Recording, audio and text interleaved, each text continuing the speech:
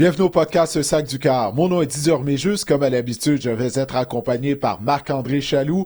Et avec Marc-André, on va recevoir un invité afin de mettre la table pour la finale de l'Est de la Ligue canadienne qui va avoir lieu samedi après-midi à Hamilton, alors que les Alouettes vont croiser le fer avec les Tiger Cats. On va y aller, bien sûr, de nos réactions excessives. On va mettre la table pour la 10e, oui, déjà la 10e semaine d'activité du côté de la NFL. On va parler des transactions les plus importantes qui sont arrivé mardi lors de la date limite des transactions. Et Marc-André va terminer l'épisode en beauté en y allant de ses recommandations en termes de fantasy football. Alors Guillaume, par la musique.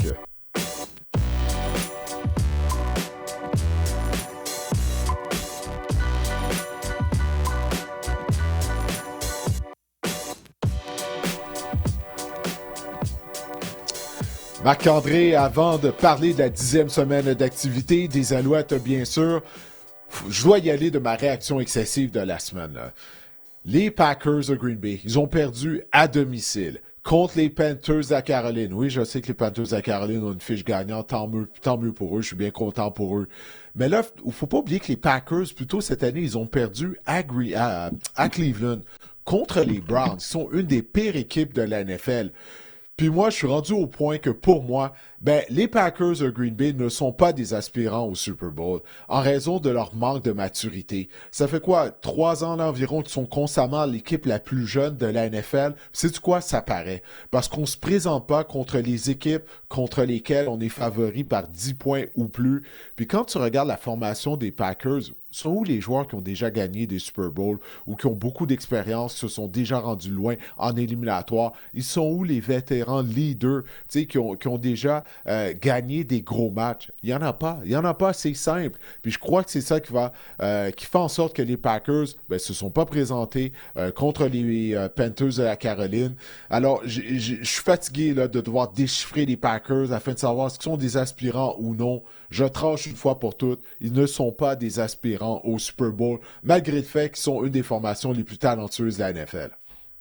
Wow! Wow! C'est quand même audacieux, Didier. Quand même excessif un petit peu. Avec Micah Parsons, on pensait que... avec Micah Parsons, on pensait que c'était ça l'ingrédient qui manquait là, pour aller jusqu'au bout.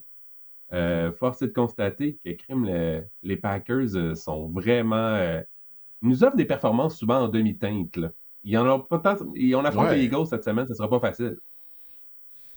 Ouais, c'est ça. On est peut-être tombé dans un piège. Hein. Peut-être qu'on pensait à l'affrontement contre les Eagles de Philadelphie, puis c'est la raison pour laquelle on a pris à la légère les Panthers de la Caroline.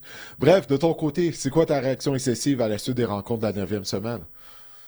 Moi, je reste dans la même division que toi. Alors, qu'en santé, je te dis que J.J. McCarthy est le meilleur corps arrière de la division Nord de l'Association nationale. Parce qu'on a vu à quel point... T'es conscient qu'il y a Jared Goff dans la division, hein? T'es conscient de ça? T'es conscient à quel point que J.J. McCarthy, on a vraiment vu celui qu'on voyait lorsqu'il était à l'Université du Michigan. C'est un gamer, J.J. McCarthy. Oui, 143 verges, 2 passes de toucher seulement, vous allez me dire, un toucher au sol.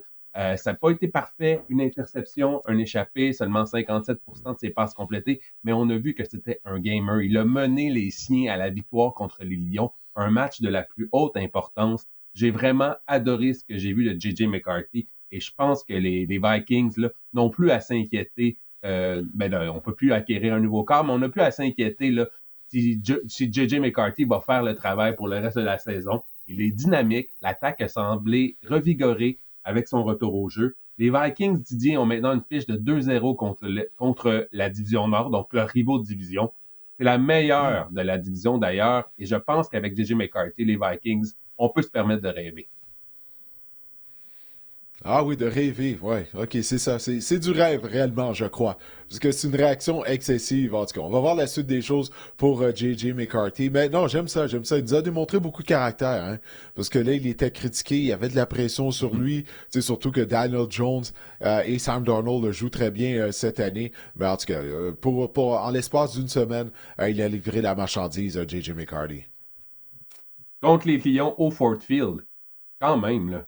Ça prenait du cran, le jeune homme. Ouais, non, c'est vrai. Le jeune homme démontre du caractère et de la résilience. Puis je pense que c'est c'est pour ça qu'on l'a repêché. C'est pour ce genre de qualité-là. Ses qualités de meneur aussi, on le voit vraiment être avec ses coéquipiers sur ligne. Bref, c'est ça, c'est un leader né, d'après moi, J.J. McCarthy, puis ça peut aller loin, selon moi, ces qualités-là. Ah ben, c'était nos réactions excessives à la suite de la 9e semaine d'activité. Michigan. Cleveland, Michigan. Afin de nous aider à mettre la table pour la finale de l'Est, bien, on accueille au podcast Centre Arrière, homme à tout faire du côté de l'attaque du Rouge et Noir d'Ottawa et ancien du Rouge et Or de l'Université Laval, Marco Dubois. Marco, je me suis dit que tu étais une personne idéale afin de nous donner un coup de pouce, étant donné, bien sûr, bien, que tu as affronté les Alouettes et les Tiger Cats au cours de la saison régulière. Salut Didier, merci de me recevoir. D'entrée de jeu, messieurs, si on analyse un peu les forces en présence de cette finale de l'Est, tout d'abord, sachez, messieurs, que les Alouettes sont favoris au preneur au livre en ce moment par 2,5. C'est quand même un peu impressionnant, un peu surprenant. Sur la route à Hamilton, c'est sûrement dû à Davis Alexander, à sa présence, là, qui, lui, n'a pas affronté les Tiger Cats encore cette saison. Et d'ailleurs, Didier, on n'a pas vraiment connu de succès sur la route là, dans les Alouettes historiquement au cours des dernières années. Alors, on peut voir ici sur le tableau 5 défaites de suite à Hamilton. Didier, est-ce qu'on va pouvoir renverser la tendance du côté des Alouettes? Ouais, ça en fait, c'est depuis le retour de la concession à Montréal en 1996. Les Alouettes ont joué 5 matchs éliminatoires à Hamilton et ils ont une fiche d'aucune victoire et 5 défaites. Alors, moi, j'ai été sur les lignes de côté pour 3 de ces défaites-là. En 2013, un match avait lieu à Guelph. On était en train de construire le terrain Tim Hortons à cette époque-là. Ben, il faut dire le terrain de Hamilton maintenant, étant donné que Tim Hortons n'est plus commanditaire. Bref, en 2013, j'étais là, défaite en prolongation. 2014, également sur les lignes de côté, les Tiger Cats avaient gagné 40-24. C'était Jonathan Crompton, les gars, qui était le carrière partant des Alouettes cette année-là. Et en 2021, ben, ça a été une défaite pour Montréal par le pointage de 23-12. Alors, l'histoire est contre les Alouettes, messieurs, malgré le fait qu'ils ont le statut de favori pour la rencontre. Alors, on va voir si les Alouettes vont être en mesure, là, justement, de changer l'histoire en décrochant une victoire à Hamilton lors du match éliminatoire de la finale de l'Est. Marco, j'ai envie de te poser une question, de te lancer en fait sur une question qu'on a reçue de Patrice Drapeau-Bisson sur Instagram qui nous demande bonjour, tout d'abord, je vais vous poser la même question que la semaine passée. Hamilton a gagné ses 2 affrontements contre les Alouettes sans Davis Alexander.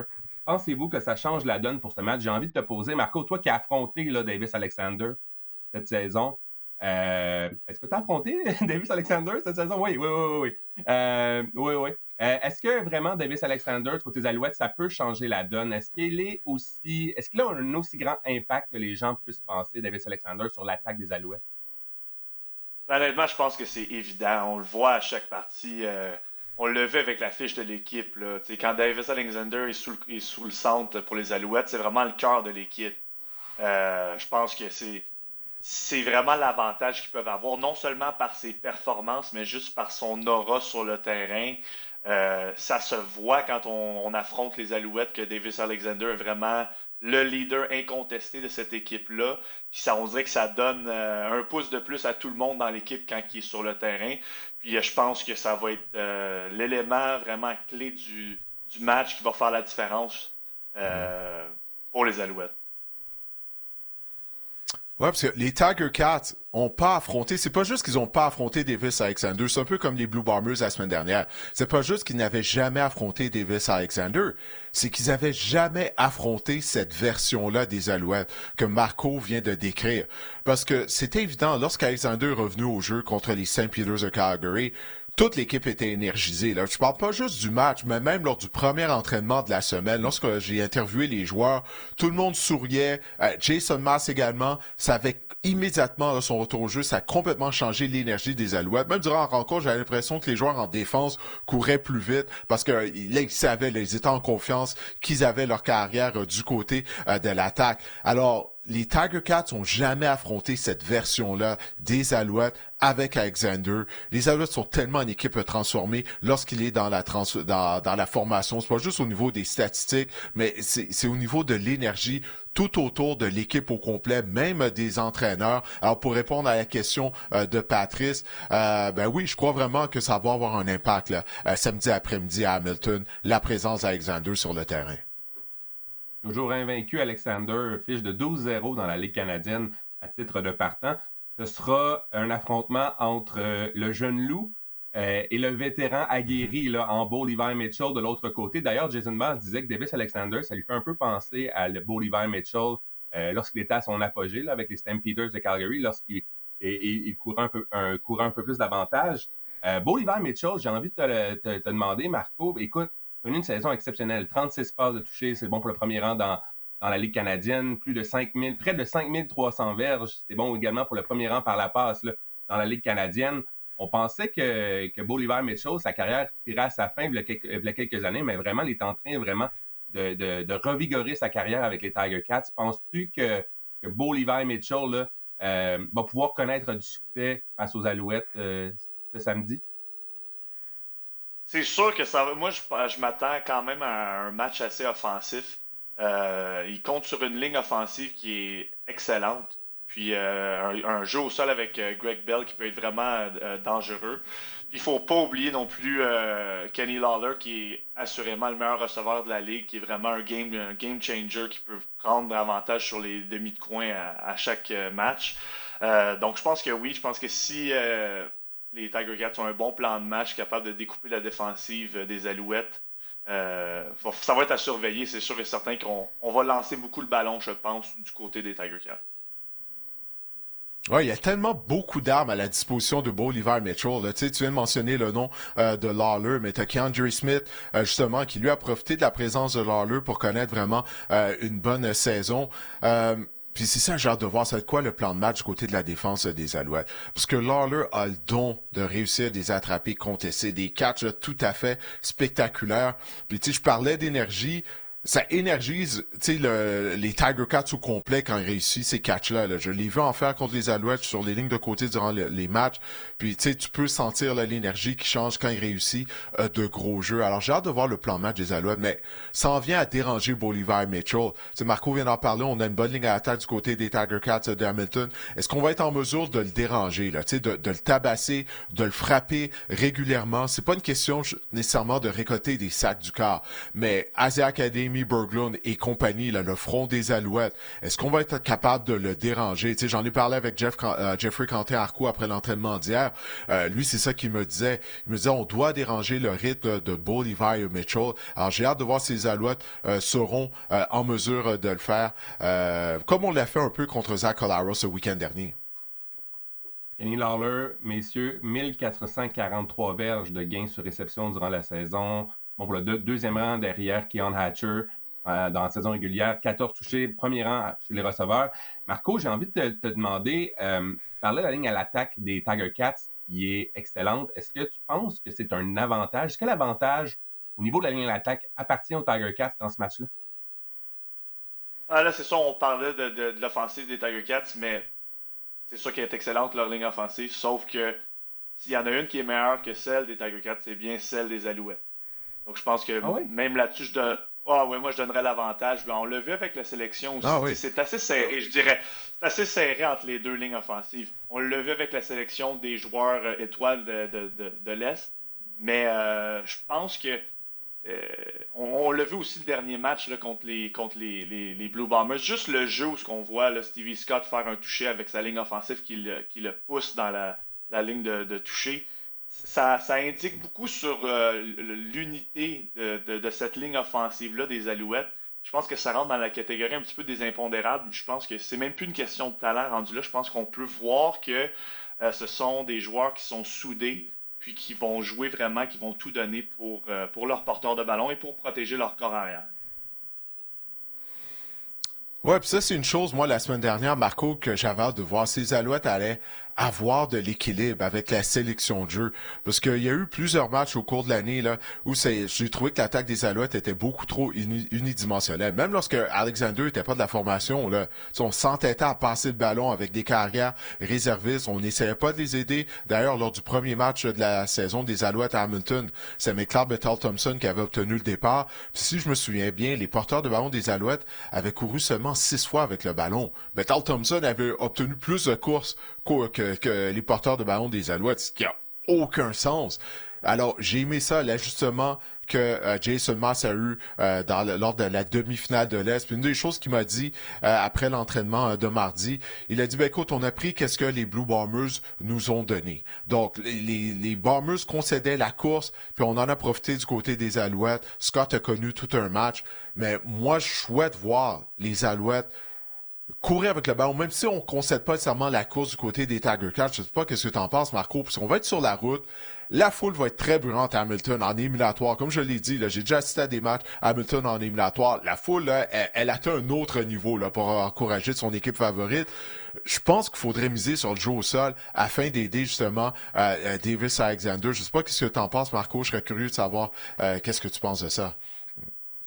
Absolument, je pense que ça serait intéressant pour les Alouettes d'exploiter un petit peu plus de formation avec 6 joueurs de ligne offensive, parce qu'on n'en parle pas beaucoup, mais il y a un joueur obscur présentement, un joueur assez présent dans l'attaque des Alouettes qui est blessé pour le reste de la saison, qui est David Dallaire. Je pense qu'il va falloir pallier à son départ, comme à son absence, par des formations avec 6 joueurs de ligne offensive pour pouvoir courir le ballon de manière efficace. Écoutez, messieurs, en plus, les Tiger Cats ont l'une des pires défenses contre la course. Donc moi, en fait, ça sera un affrontement entre 2 des pires défenses contre la course dans la Ligue canadienne cette saison. Hamilton a la pire moyenne de verges allouées au sol par match et la pire moyenne de verges par course allouées par match. On alloue en moyenne plus de 111 verges au sol par match. Je dis, moi, je pense que les 2 équipes, on va tenter d'implanter notre jeu au sol assez rapidement. Je pense de l'autre côté, Greg Bell, ça a mal commencé la saison, mais il s'est présenté contre les Alouettes lors de la semaine 14 et on dirait qu'il y a eu un déclic. Tout a changé dans son cas. Entre la semaine 1 et 13, il y a une moyenne de 45 verges au sol et après la semaine 14, où il avait récolté 156 verges contre les Alouettes, il y avait une moyenne de 96 verges au sol. C'est tout simplement incroyable. Didier, moi, je pense que la clé du succès pour les 2 équipes, ça va être au sol parce qu'on a des défenses qui sont vulnérables contre la course. Ouais, parce que du côté des Tiger Cats, en fait, en début de saison, on n'essayait même pas de courir.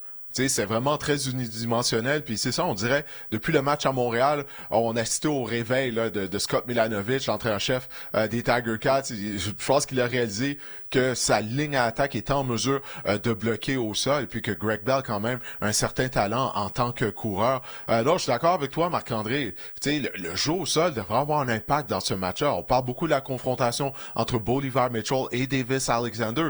Mais en passant, Bolivar Mitchell contre les Alouettes cette année, le 27 juin, 247 verges par la passe, 2 passes de toucher, aucune interception. Mais ça n'avait pas été une grande performance de sa part. Là. C'est au 4e quart que les Alouettes leur ont donné le match. Il y a eu les revirements de Michael Bethel-Thompson. Et le 6 septembre, à Montréal, pour Bolivar Mitchell, 191 verges, aucune passe de toucher, une interception. Alors, dans l'ensemble, l'unité défensive des Alouettes, elle a fait du bon boulot contre l'attaque aérienne des Tiger Cats de Hamilton. Mais au sol, comme tu viens de le dire, Marc-André, lors du 2e affrontement, on s'est fait traverser. Là, on s'est fait piétiner. Alors, je ne sais pas si on va être capable de répéter ça du côté des Tiger Cats, parce que la semaine dernière, on en avait parlé pendant toute la semaine, hein, que le fait que Brady Oliveira, cet été, contre les Alouettes, il avait gagné 173 verges. Puis là, on l'a limité à moins de 70 verges la semaine dernière. Marco, est-ce que tu penses que la défense des Alouettes est en mesure justement de répéter ce genre de performance-là et de rendre les Tiger Cats unidimensionnels? Ben, ça va dépendre. Je pense que le match dont tu parles, où le porteur de ballon avait connu un grand match, c'était un match où il pleuvait beaucoup. Donc, ça va être intéressant de voir la température pour le match d'en fin de semaine. Je pense que ça peut affecter beaucoup le plan de match des Tiger Cats. Puis, c'est certain qu'avec l'unité défensive qu'ils ont, je pense qu'ils ont des très bons secondaires. Je pense on a vu qu'ils ont dû apporter je parle des Alouettes, qui ont dû apporter des ajustements au niveau de leur ligne défensive. Ça va être un point d'interrogation quand même, parce que là, on a eu la perte de Sean Oakman. Est-ce que Mustafa Johnson va pouvoir être dans l'alignement? Donc ça va être intéressant à voir si on va être capable d'avoir une ligne défensive qui va pouvoir justement mettre de la pression. Je pense que peut-être que les secondaires de ligne vont devoir élever leur jeu d'un cran dans ce match-là. Là. Ouais, on enregistre le podcast le mercredi matin. Oui, je veux juste dire rapidement, Marc-André, on enregistre le podcast mercredi matin. J'ai assisté à l'entraînement de mardi. Mustafa Johnson était présent. Toutefois, l'entraînement, ça a été un entraînement léger, mais il n'a pas embarqué sur le terrain contre l'attaque, mais il était présent, il s'entraînait sur les lignes de côté, il a participé aux portions où les portions de walkthrough, j'ai pas une expression en français là, lorsqu'on simule les jeux en marchant tout simplement. Donc, il était là. Je crois que c'est un signe encourageant. J'ai demandé justement à Jason Maas si Johnson allait être en uniforme. Il a dit, écoute, c'est trop tôt dans la semaine, mais il dit, il y a des chances qu'il puisse jouer, qu'il soit en mesure de jouer, mais c'est encore trop tôt. Mais le remplaçant d'Oakman dans la formation, Robertson, c'est un joueur recru. Il a quand même fait du bon boulot. Puis il y a Loire Lugua qui est polyvalent. Il peut jouer à la position d'ailier défensif, peut jouer à l'intérieur comme plaqueur. Et puis lui aussi, il a connu un bon match contre la course la semaine dernière. Alors on va voir si Moustapha Johnson va effectuer un retour au jeu. Mais au moins, c'est positif pour les Alouettes, étant donné que sans ses services, on a été en mesure de ralentir un des meilleurs porteurs de ballon de la Ligue canadienne. Et on compte sur l'une des meilleures défenses contre le jeu aérien dans la Ligue canadienne. Les Alouettes, on va en avoir plein les bras parce que les Tiger Cats, on a parlé de Kenny Lawler, mais ils ont quand même 3 receveurs qui ont récolté plus de 8000 verges cette saison. Tim White et Keandre Smith, pardon. Oui, pardon. Puis, non, mais je voulais rebondir également sur la défense des Tiger Cats avec toi, Marco. C'est une défense quand même dans la tertiaire là, qui est agressive. Là. On a provoqué 44-20, on a réussi 27 interceptions cette saison. C'est un sommet dans la Ligue canadienne de football. Penses-tu qu'on va être en mesure, parce que Davis Alexander, s'il y a une qualité, on l'a vu être intercepté lors du dernier match, mais je pense que c'était sa première interception en quelque chose comme 139 passes tentées. Je pense que les Alouettes, est-ce qu'on va pour que les Tiger Cats espèrent l'emporter, je pense qu'il va falloir vraiment tenter là, d'intercepter ou jouer dans la tête de Davis Alexander parce que le forcer, disons, à commettre des erreurs. Oui, ben c'est certain que moi, la tertiaire des Tiger Cats, je l'ai vu de près à mon dernier match là, avec le Rouge et Noir. Ils ont fait 6 interceptions contre des carrières substituts quand même, mais c'est une défensive qui peut créer beaucoup de revirements. Je pense que leur maraudeur, Katsantonis, est un très bon joueur. Demi de coin de Sean Amos aussi peut être vraiment dangereux. Donc, ça va être intéressant de voir comment ils vont s'ajuster à un carrière qui est 12-0, qui est en pleine possession de ses moyens. Mais je pense que le fait de jouer un match à la maison puis qu'ils sortent d'une victoire écrasante dans leur dernier match de la saison, ça peut leur donner la confiance d'affronter Davis Alexander. Ouais, il y a un point, les gars, je viens de penser à ça. J'avais oublié de l'écrire dans mes notes. Puis je suis curieux de savoir, Marco, qu'est-ce que tu penses de ça? Parce que les gars, les Tiger Cats, ça va être leur premier match en près d'1 mois, là, je veux dire. Ils avaient obtenu congé lors de l'avant-dernière semaine d'activité du calendrier régulier. C'est ça, ils avaient eu congé. Puis là, ils ont eu congé lors du premier tour éliminatoire. Le facteur rouille, ça pourrait pas justement avoir un impact dans le match, ça, Marco? Définitivement, moi je pense que c'est un match éliminatoire, mais pour les Tiger Cats, c'est un peu un match piège parce qu'ils ont gagné les 2 premiers affrontements, donc ils sont peut-être confiants en leurs moyens. Mais on l'a évoqué en début de podcast, ils ont gagné leur premier match contre l'équipe B des Alouettes. Parce que moi, je considère que quand le carrière partant des Alouettes n'est pas en mesure de jouer, c'est comme si on jouait contre l'équipe B. Puis on l'a vu au cours de la saison. C'est une équipe complètement différente. Donc là, on a 2 victoires contre les Alouettes. On arrive, ça fait 1 mois qu'on n'a pas joué. J'ai hâte de voir le début de match des Tiger Cats. Ça va nous en dire long sur comment ils se sont préparés et comment ils ont pris au sérieux cet affrontement-là. Un mot peut-être sur les unités spéciales, Didier. On a assisté au retour de James Letcher lors du dernier match. Est-ce que justement, ce retour-là arrive à point pour le retourneur? Ce retour-là arrive à point pour le retourneur des Alouettes, parce que justement, là, avec James Letcher, on a quand même, on a toujours en arrière-pensée, on dirait qu'on est à une course là, ou à un retour d'un gros jeu. Il y a vraiment ce spectre du fait qu'il est un retourneur explosif. Didier, est-ce que vraiment James Letcher là, pourrait avoir un impact certain sur le dénouement de la rencontre samedi?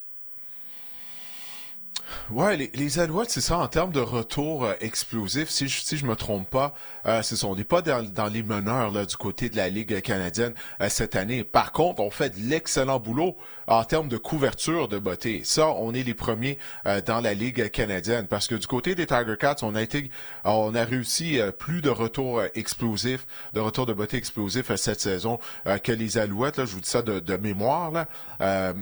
Alors, tu sais, il y a cet enjeu-là aussi, là, la couverture de beauté des Alouettes. Est-ce qu'elle va pouvoir continuer de bien jouer comme elle l'a fait, tu sais, avec les Tyrell Richards, avec Alexandre Gagné, les deux ont été parmi les meneurs au niveau des plaqués sur les unités spéciales.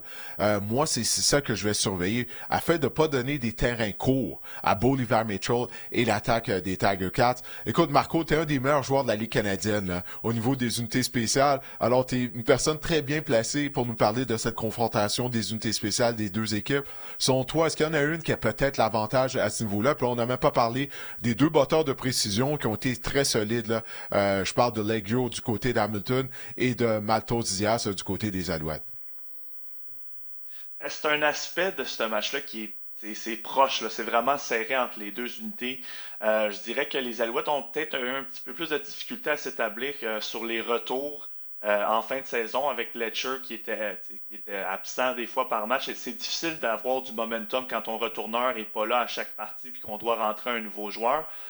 Tandis que les Tiger Cats ont peut-être un petit peu plus d'air d'aller au niveau des retours. Sauf que pour l'unité de couverture, c'est sans équivoque. C'est vraiment les Alouettes qui sont les meilleurs pour limiter les gros retours des autres équipes. Donc, je pense que je donnerais l'avantage légèrement aux Alouettes sur les unités spéciales. Ils jouent vraiment, sont énergisés par leur entraîneur Byron Archambault. Ça paraît aussi. Ça se voit quand on regarde les bandes vidéo. Ils jouent vraiment avec beaucoup de complicité, surtout les deux joueurs que tu as mentionnés. C'est deux joueurs qui sont très dominants, puis ils jouent dans un système qui leur est favorable et qui sont très bien utilisés. Donc, je pense que je donnerais l'avantage aux Alouettes là-dessus, mais assez minimalement. Alors, si on regarde, messieurs, le tableau de la finale de l'Est, le match, ce sera le samedi 8 novembre, oui, à 15h.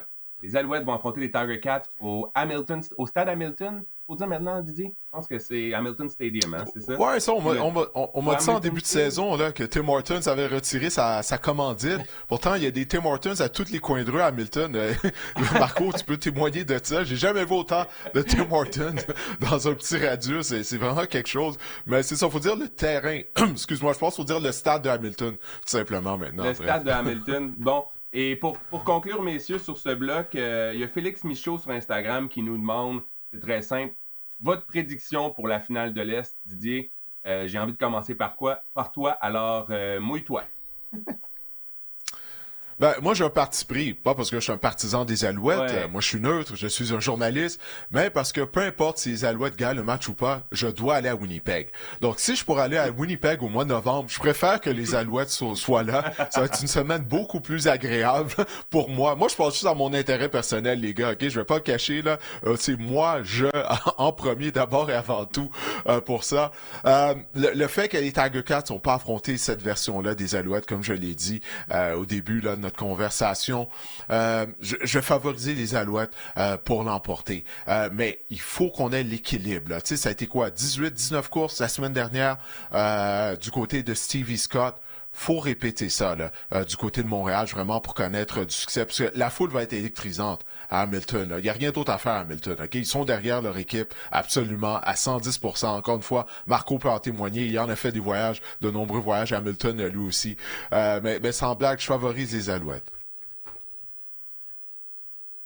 Marco, peux-tu te mouiller? J'y vais dans ouais, absolument. Ouais, j'y vais dans la même idée que Didier. Je pense que les Alouettes sont sur un air d'aller présentement, sont un momentum très dangereux pour le reste de la saison. Leur carrière leur amène vraiment une autre identité totalement. Puis je pense que c'est ça. Ils vont avoir l'avantage pour ce match-là. Ça va pas être un. Puis aussi, on l'a vu la semaine passée, c'est une équipe qui est capable de surmonter l'adversité. C'est quand même assez particulier. Oui. La veille d'un match de série, on a un incident qui fait en sorte qu'un joueur se fait libérer. Ça aurait pu être une distraction pour les joueurs. On commence le match en force. Après ça, on recommence. On a de l'adversité pendant le match. Puis on passe par-dessus. On réussit à battre une équipe avec beaucoup d'expérience qui a été 5 fois en ligne à la Coupe Grey. Donc je pense que c'est une équipe avec beaucoup de caractère qui a surmonté beaucoup d'adversité dans les dernières semaines et dans la saison au complet. Énergisé par un carrière qui est en pleine possession de ses moyens, 12-0. Donc, ça va être un match serré, mais je pense que c'est à l'avantage des Alouettes. De mon côté, je crois beaucoup à cette chose intangible, voire ésotérique, qu'on appelle le momentum. Je pense que il y a un dicton dans la Ligue canadienne qu'à partir de la semaine la fin de semaine de la fête du travail, c'est là que les vraies équipes, on se lève et on commence à avoir du momentum. Puis depuis le retour d'Alexander, comme vous le dites, moi aussi, je trouve que les Alouettes, c'est une équipe totalement différente. Par contre, la défense des Alouettes m'effraie dans ce match-là, Marco. Ça m'effraie un petit peu. J'ai peur. Pourquoi? Écoute, dans beaucoup de matchs, j'ai trouvé que la défense des Alouettes a plié, mais n'a pas cassé. Mais là, j'ai peur qu'elle casse. Parce qu'on a une attaque aérienne assez prolifique, là. Pas assez prolifique du côté des Tiger Cats. Puis je pense que ça m'effraie. Ça m'effraie. Je vais prendre les Alouettes, mais écoute, va falloir que la défense connaisse vraiment, vraiment un gros match. Puis, ouais, c'est ça. Je vais prendre les Alouettes, mais ça m'effraie. Ouais. Puis l'histoire, encore une fois, est contre les Alouettes. Là. Historiquement, aucune victoire depuis le retour de la concession à Montréal en 1996 à Hamilton en éliminatoire, une fiche d'aucune victoire et 5 défaites. On va voir si on va pouvoir casser les tendances. Comme Marco l'a dit, ce groupe de joueurs-là, on en a vécu des choses, pas juste lors du match contre les Blue Bombers de Winnipeg, au cours de la saison, l'adversité avec la blessure à Davis Alexander, son retour au jeu, se blesse à nouveau. Mais si on regarde même dans les 3 dernières saisons, parce que c'est essentiellement le même noyau de joueur qui a gagné la Coupe Grey en 2023. Bon, oui, je sais qu'Cody Fajardo était carrière partant à l'époque, mais quand même, quand tu regardes le noyau de ces joueurs-là, ce sont les mêmes. Alors eux, il n'y a rien à leur épreuve. Ils en ont vu d'autres. S'ils tirent de l'arrière à Hamilton, on sait qu'ils vont rester calmes. C'est comme Marco l'a dit, c'est ce qu'on a vu lorsque les Bombers ont commencé à deuxième demi en feu. On n'a pas paniqué du côté des Alouettes. Je regardais les lignes de côté des Alouettes. On est resté calme. Même après l'interception de Davis Alexander, on est resté calme. Puis on a été en mesure de revenir de l'arrière. Donc, j'ai hâte. J'ai hâte en rencontre. Samedi peut pas arriver assez rapidement. Super, messieurs. Ça conclut notre aperçu, notre avant-goût de cette finale de l'Est. Je voulais remercier Marco de s'être joint à nous ce matin. Écoute, Marco, bonne chance pour la... On peut peut-être te demander en terminant qu'est-ce qui t'attend là, dans les prochains mois? C'est quoi la suite des choses, j'imagine? Est-ce qu'on retourne à l'entraînement rapidement? On passe quoi après les fêtes, puis on passe les fêtes tranquilles, puis par la suite, on passe à la prochaine saison? Je vais prendre encore peut-être une semaine relax. Je vais aller voir le Rouge et Or en fin de semaine pour la Coupe du Sceau contre les Carabins. Puis ensuite de ça, on va se remettre au boulot, disons, dans une semaine et demie à peu près, tranquillement, pas vite. Déjà? Se préparer pour la prochaine. Ouais, ben, ma saison a fini, un petit bout qu'elle a fini quand même, fait que je vais me remettre au travail. Je vais prendre l'avantage d'avoir une longueur d'avance sur les autres pour ma saison morte, malheureusement. Mais on recommence l'année prochaine pour on se réessaye. Marco vit dans le gym, Marc-André. Marco vit dans le gym. OK? Il ne peut pas rester à l'écart du gym très longtemps. Ça, c'est quelque chose, Didier, Marco, là, c'est tout à votre honneur parce que moi, là, je ne serais pas autant discipliné. Je sais que Didier aussi est quasiment tous les jours au gym. Là. Moi, cette discipline-là, j'essaie. À chaque jour, vraiment, c'est exemplaire. Là. Moi, je ne serais pas capable de faire ça dans la vie. J'ai d'autres qualités, comme on dit. Merci, c'est parfait, ça. Écoute, Marco, on te remercie encore une fois, puis on aura l'occasion de se reparler au cours de la saison morte. Porte-toi bien. Ça fait plaisir. Merci beaucoup, les boys. Avant de passer aux affrontements de la semaine numéro 10, Didier, j'aimerais rappeler aux gens de s'abonner sur nos différentes plateformes. On a une page Facebook, Le Sac du Corps, page Instagram également, Le Sac du Corps. Sur YouTube, on peut s'abonner, Le Sac du Corps, ou via Didier Orméjus également sur YouTube. On approche là, le 1000e abonné. Là. C'est quand même le fun de voir ça grossir semaine après semaine, Didier. On a également toutes les plateformes d'écoute que vous écoutez vos podcasts, Spotify, Apple Podcasts. Laissez-nous des 5 étoiles, c'est toujours apprécié. Des commentaires. Bref, abonnez-vous à nos différentes plateformes. Didier, c'est grandement apprécié. Puis, toute l'équipe du Sac du Corps, on vous remercie grandement de le faire et de nous écouter surtout à chaque semaine. Passons maintenant aux affrontements de la semaine numéro 10, Didier. À commencer par un duel en Allemagne, à Berlin, entre les Falcons qui ont une fiche de 3-5 et les Colts qui ont une fiche de 7-2. Indianapolis favori par 6,5 au preneur au livre. La grosse histoire du côté des Colts, il faut en parler en premier, c'est la transaction qui a amené Sauce Gardner. Les Colts ont acquis Sauce Gardner des Jets de New York en échange de 2 choix de première ronde et du receveur Adonai Mitchell. Didier, Sauce Gardner est maintenant un membre des Colts. Qu'est-ce que tu en penses? Ben, écoute, là, on a pris tous nos jetons puis on les a mis au milieu de la table, là, du côté d'Indianapolis, en faisant l'acquisition de Sauce Gardner. Clairement, on croit qu'on est des aspirants au Super Bowl, parce que sinon, tu ne vas pas sacrifier 2 choix de première ronde au repêchage. Là. La seule chose, c'est que Sauce Gardner, puis toi et moi, on s'en est parlé via texto une fois que la transaction a été complétée, connaît pas une bonne saison, connaît vraiment pas une bonne saison. Tu sais, je l'ai vu se faire battre à plusieurs reprises, écopé de pénalités également d'obstruction. Alors, est-ce qu'on va avoir le Sauce Gardner qu'on a vu lors de la première moitié de sa carrière, là, une fois qu'il avait été repêché par les Jets de New York? Faut croire que du côté des Colts d'Indianapolis, on est convaincu de ça. Mais ce pari qu'on vient de faire là, à Indianapolis, en faisant l'acquisition de Sauce Gardner, il va faire ses débuts contre les Falcons d'Atlanta, mais je trouve qu'on a beaucoup donné, toutefois, du côté des Colts. Toi, qu'est-ce que tu en penses? Je trouve qu'on a payé cher là, pour Sauce Gardner. Par contre, je pense que côté schéma tactique, je pense que les Colts savent qu'est-ce qu'ils font, dans le sens qu'on Lou Anarumo, le coordinateur défensif, sûrement s'est dit, je pense que Sauce Gardner, c'est un gars qui pourrait se plaire dans son schéma tactique en défense. Donc, j'ai bien hâte de voir, mais je pense qu'on sait ce qu'on fait. Et surtout, il ne faut pas oublier, Didier, que oui, on veut gagner maintenant. Et on se dit du côté des Colts, sûrement, que dans l'association américaine, des équipes comme les Chiefs, comme les Bills, comme les Ravens, je veux dire, on a des attaques explosives. Ça va nous prendre des demi de coin, des joueurs dans la tertiaire là, qui peuvent faire le travail. Et avec Charvarius Ward en santé et Kenny Moore qui va revenir également en santé, avec Sauce Gardner, on peut parler de maintenant, je pense, de l'une des meilleures tertiaires de la NFL. Et il ne faut pas oublier non plus que les Colts, Daniel Jones est sur un contrat. On a signé Daniel Jones à rabais. Il ne gagne pas cher pour un corps arrière. S'il demeure avec les Colts l'année prochaine, ça va coûter plus cher encore aux Colts. Donc, je pense qu'on veut profiter également de l'année qu'on a Daniel Jones à rabais, puisqu'on pense que c'est vraiment aussi un vote de confiance envers ce que font Shane Steichen, les joueurs des Colts et Daniel Jones. Je pense qu'il fallait profiter de cette fenêtre-là qui vient de s'ouvrir, puis je pense que c'est une bonne acquisition de Sauce Gardner. Mais est-ce que Sauce Gardner est assez bon pour valoir ce qui vaut 2 choix de première ronde? C'est énorme, là, du côté de la NFL. Puis moi, des fois, je trouve qu'on met trop de valeur sur les choix repêchage, parce qu'essentiellement, les choix repêchage, c'est des billets de loterie. Là. C'est la moitié des joueurs qui sont sélectionnés en première ronde à tous les repêchages. Des fois, c'est même plus que la moitié. Ben, ces joueurs-là deviennent des flops. Mais c'est ça, moi, ma question. Est-ce que Sauce Gardner est réellement un des meilleurs demi-coins de la NFL? Il est très talentueux, mais il ne joue pas semaine après semaine comme un des meilleurs de la NFL, comme un Derek Stingley, certainement pas comme un Patrick Surtain, notamment. Alors, j'ai hâte de voir ça, mais c'est un pari qu'on prend également sur Daniel Jones, Marc-André, en complétant cette transaction.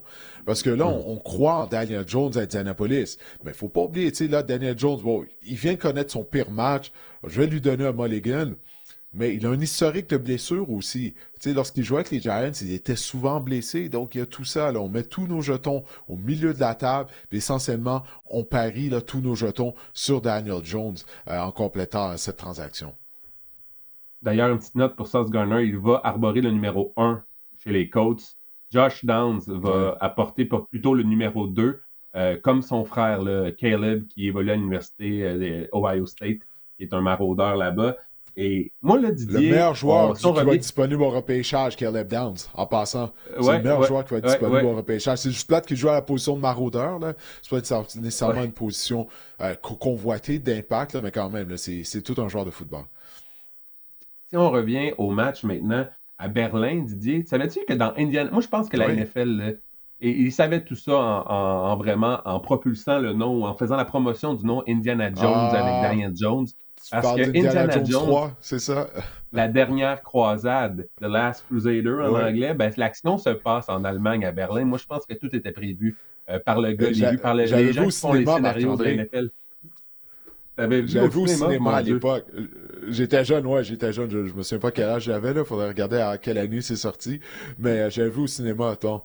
Pour une fois que tu fais une référence à un film que j'ai vu. Mais j'ai plus de chances que tu comprennes avec des films d'action que des films de répertoire ou des films québécois, sans rien t'enlever. C'est pas vraiment. Ouais, je pense qu'Indiana Jones, Star Wars, je connais un peu ta culture quand même cinématographique. Mais tout ça pour dire que je pense que c'est ça. Ça se passe à Berlin. Mais pour revenir au match, je pense que ça va être un match où on va exploiter le jeu au sol aussi, parce que les Falcons, par la course, c'est parfois difficile. Jonathan Taylor, 45 verges seulement la semaine dernière. Je pense c'est une bonne occasion pour lui de rebondir. Alors, j'ai bien hâte de voir comment que les Colts vont réagir après une défaite. On a eu l'air d'une équipe bien ordinaire à Pittsburgh et Daniel Jones a eu l'air de Daniel Jones pré-2025 également la semaine dernière. J'ai hâte comment qu'on va se ressaisir ou comment qu'on va rebondir. Je pense qu'on va pouvoir rebondir assez aisément là, du côté des Colts cette semaine. Ben, c'est une bonne nouvelle, en tout cas, qu'on a fait l'acquisition de Sauce Gardner, en théorie, parce que c'est un demi de coin qui est très grand, il est très long. Puis là, ça va prendre quelqu'un pour couvrir Drake London. London a été sensationnel la semaine dernière contre les Patriots, Marc-André. Il a réussi un tour du chapeau, 3 touchés. Puis, écoute, il allait attraper le ballon à son plus haut point. Écoute, les demi-coins là, des Patriots pouvaient rien faire contre lui. Mais la question, là, parce que naturellement, on va y aller de nos prédictions, c'est quelle équipe des Falcons qui va se présenter? C'est l'équipe qui avait dominé les Bills de Buffalo à domicile, à l'équipe qui a perdu 30-0 contre les Panthers à Caroline. J'en ai aucune idée. Je sais que les Colts viennent de connaître la pire performance de leur saison jusqu'à présent, mais les Colts ont été constants là, comparativement aux Falcons depuis le début du calendrier régulier. Alors, c'est la raison pour laquelle je vais choisir les Colts. En plus de ça, l'arrivée de Sauce Gardner, ben, ça va sûrement énergiser les joueurs du côté d'Indianapolis. Alors, une victoire des Colts en Allemagne contre les Falcons pour moi. Pas compliqué. Les Falcons, Didier, ils sont 3-0 cette saison lorsque Bijan Robinson a au moins 15 portées dans un match. La semaine dernière, défaite, il en a eu seulement 12 contre les Pats. La semaine précédente, 8 contre les Dolphins. Vous allez me dire 12 portées contre les Pats. Ils ont tiré de l'arrière, ils ont voulu passer davantage le ballon. Mais en première demi, il y a eu seulement 5 courses. Qu'est-ce qu'on fait, Didier, avec Bijan Robinson? Pourquoi qu'on ne met pas le ballon davantage? Ça fait 3 ans qu'on pose cette question-là. Ça fait 3 ans qu'on pose cette question-là, Marc-André. On a changé d'entraîneur, on blâmait Arthur Smith. Souviens-toi comment tout le monde blâmait Arthur Smith, tous les propriétaires de Fantasy Football. C'est la même chose encore cette année. Ils sont 0-3 quand Bijan a moins de 15 portées et 5-0 lorsqu'il a plus de 15 portées. Je peux pas croire que... je sais que les chiffres, c'est pas tout dans la vie, là, mais je peux pas croire qu'il y a des chiffres qui démontrent à quel point tu es plus efficace lorsque tu remets le ballon à ton porteur étoile. Bref, moi, je prends les Colts pour l'emporter également parce que je pense qu'on va rebondir. Je pense qu'on est une meilleure formation. On joue avec plus de confiance. Et encore là, on a fait des transactions justement pour insuffler encore plus davantage de confiance là, à l'équipe des Colts. Moi, je pense qu'ils vont l'emporter également à Berlin, en Allemagne, ce week-end, dimanche matin. Les Patriots à 7-2 vont affronter les Buccaneers qui sont 6-2. Tampa Bay est favori par 2,5 au preneur au livre. Contre les Pats, c'est quand même. J'ai pas été surpris, mais quand même. J'ai trouvé que les Pats quand même tiennent leur bout là, en termes de preneur au livre. Les Patriots, 6 victoires de suite, Didier, et on dit que c'est le Tom Brady Bowl. Alors, c'est un duel entre les deux formations. C'est deux anciennes équipes. Pour lesquelles Tom Brady a joué, Didier. Comment t'entrevois ce match-là du Brady Bowl? Est-ce que le match va être présenté au réseau Fox? Parce que c'est Tom Brady qui va être à la description, analyste à la description. Là, il y a la question. J'ai pas regardé. Le Tom Brady Bowl. Ça aurait été cool. Je sais pas, hein? Ben ouais, sérieux, c'est une bonne question. En plus, c'est deux bonnes équipes qui s'affrontent. Hey, ça va être un test ça, pour les Patriots. Parce que, j'adore Drake May, je pense que toi aussi tu l'aimes. On est impressionné par le travail que Mike Vrabel a fait. Les Patriots sont grandement améliorés comparativement à l'année dernière. Mais faut admettre que leur calendrier est facile. Mais là, tu sais, ils vont affronter une équipe qui a participé aux éliminatoires lors des dernières saisons, les Buccaneers de Tampa Bay.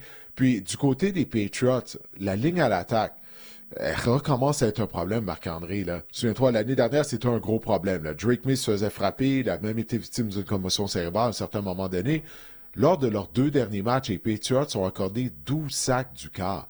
12, Marc-André. Alors, face à la défense de Todd Bowles, on le sait, là, il aime blitzer. Il est l'entraîneur-chef, mais essentiellement le coordinateur de la défense des Buccaneers de Tampa Bay. C'est lui qui sélectionne les gens en défense.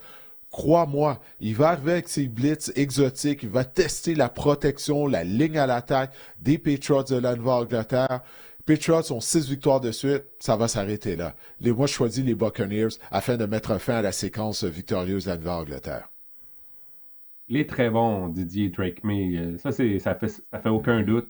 Mais j'ai hâte de voir une performance où Drake May va porter les Patriots sur ses épaules, dans le sens que on gagne pas, oui, il l'aide, là, mais je veux dire, on a besoin d'une performance signature où c'est Drake May qui prend les choses en main pour les Patriots de la Nouvelle-Angleterre par une séquence victorieuse. On a l'impression que cette espèce de victoire signature-là n'est pas encore arrivée. Oui, il y a des bonnes stats. 8 matchs de suite de 200 verges par la passe et une cote d'efficacité au-dessus de 100. C'est la plus longue séquence pour un corps âgé de moins de 24 ans dans l'histoire de la NFL. Mais justement, on a les Pats et les Buccaneers, ce sont 2 défenses qui excellent contre la course. Moins de 95 verges en moyenne par match alloués les Patriots. C'est bon pour le premier rang dans la NFL. C'est deux excellentes défenses contre la course. Donc, on va devoir s'en remettre à Drake May. Et j'ai hâte de voir comment le jeune va répondre. Moi aussi, je prends les Buccaneers pour l'emporter parce que je pense que, comme tu dis, c'est un vrai test pour les Patriots. Puis je pense que les Buccaneers, on est reposé du côté Buccaneers. On avait une semaine de congé. Bucky Irving ne sera potentiellement pas de retour et Chris Godwin non plus, mais il s'approche d'un retour au jeu. Mais je pense que, justement, là, bien reposé et tout, je pense que les Bucs là, ont ce qu'il faut pour l'emporter en fin de semaine. Hey, j'ai eu réponse à notre question. Guillaume m'a dit que Tom Brady va être à la description du match 49ers-Rams. Donc, il ne sera pas présent au Brady Bowl. Ah, dommage. C'est une occasion ratée. C'est dommage. Exact. Donc, deux Buccaneers pour nous deux. Ravens à 3-5 vont affronter les Vikings. Donc, 4-4. Baltimore favori par 4,5. Ouais. Baltimore favori par 4,5. Preneur au livre au Minnesota. Ça, c'est l'effet Lamar Jackson qui est de retour au jeu. Lamar Jackson, 24-3 dans sa carrière contre l'Association nationale. C'est quasiment tout le temps une victoire dans son cas, sauf qu'il a 2 défaites de suite contre les formations de l'Association nationale. Didier, est-ce que les Ravens, qui sont, on va se le dire, en éliminatoire depuis la semaine dernière, est-ce qu'ils peuvent l'emporter au Minnesota? Oui, écoute, ça a été une excellente performance. Bon, oui, c'était contre les Dolphins de Miami, mais quand même, après la semaine de congé, les Ravens, 4 passes de toucher pour Lamar Jackson. J'ai après la semaine de congé. Est-ce qu'il y avait eu congé il y a 2 semaines? Là, je me souviens plus. Mais peu importe. 4 passes de toucher pour Lamar Jackson à Miami. Il n'a pas beaucoup couru. Hein? On sait qu'il revenait au jeu d'une blessure aux ischios jambiers. Mais aussi, il y a Isaiah Likely. Souviens-toi, il avait raté le début de la saison. Il est de retour au jeu. Puis, on sait que Lamar aime lancer aux ailiers rapprochés. Donc, avec Likely, avec Mark Andrews, et aussi Collar qui fait des jeux. Ben là, tu sais, c'est ça, là. C'est une arme de plus à la disposition de Lamar Jackson. Puis défensivement, on semble être amélioré. On a accordé quand même 200 verges en première demi contre les Dolphins de Miami, mais on a accordé seulement 6 points. Donc, l'élastique s'est étiré du côté de la défense des Ravens de Baltimore, mais ça n'a pas cassé. Je crois pas que la défense de Baltimore va être mise à l'épreuve vraiment par J.J. McCarthy. Tu l'as dit tout à l'heure, tu sais, il a fait de bonnes choses la semaine dernière. Tu sais, les Vikings ont été en mesure d'aller au Ford Field contre les Lions et de l'emporter. Mais il y a eu des bas également là, dans sa performance. Tu sais, c'était un peu en dents de scie. C'était très en dents de scie, sa performance, mais bien qu'il a fait des bonnes choses, J.J. McCarthy. Mais je pense que les Ravens, ils sont en mission. Tu l'as dit, les éliminatoires ont commencé pour eux la semaine dernière à Miami. Ils n'ont pas de marge de manœuvre s'ils veulent participer aux éliminatoires. Mais afin de sélectionner J.J. McCarthy et les Vikings, j'ai besoin de voir McCarthy connaître 2 bonnes performances inspirantes consécutives.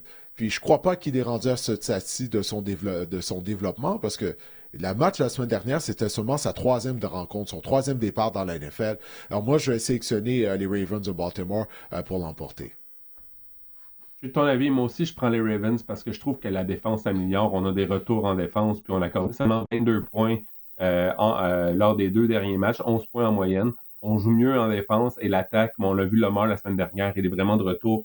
Je ne sais pas s'il est en parfaite santé ou se mettre sa forme, mais en bref, c'est en masse suffisant pour que vraiment le visage des Ravens soit totalement différent comparativement aux autres matchs qu'on a vus ou plus tôt dans la saison. Moi aussi, je prends les Ravens pour l'emporter parce que là, on ne joue plus au jeu des réactions excessives. Je pense que DJ McCarthy pourrait avoir des ennuis.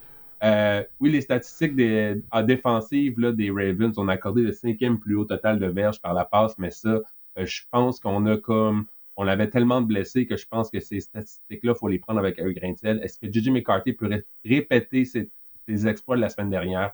J'en doute parce que moi aussi, les Ravens, on n'a pas le droit à l'erreur. On ne peut plus en échapper. Je pense qu'ils vont aller au Minnesota et l'emporter.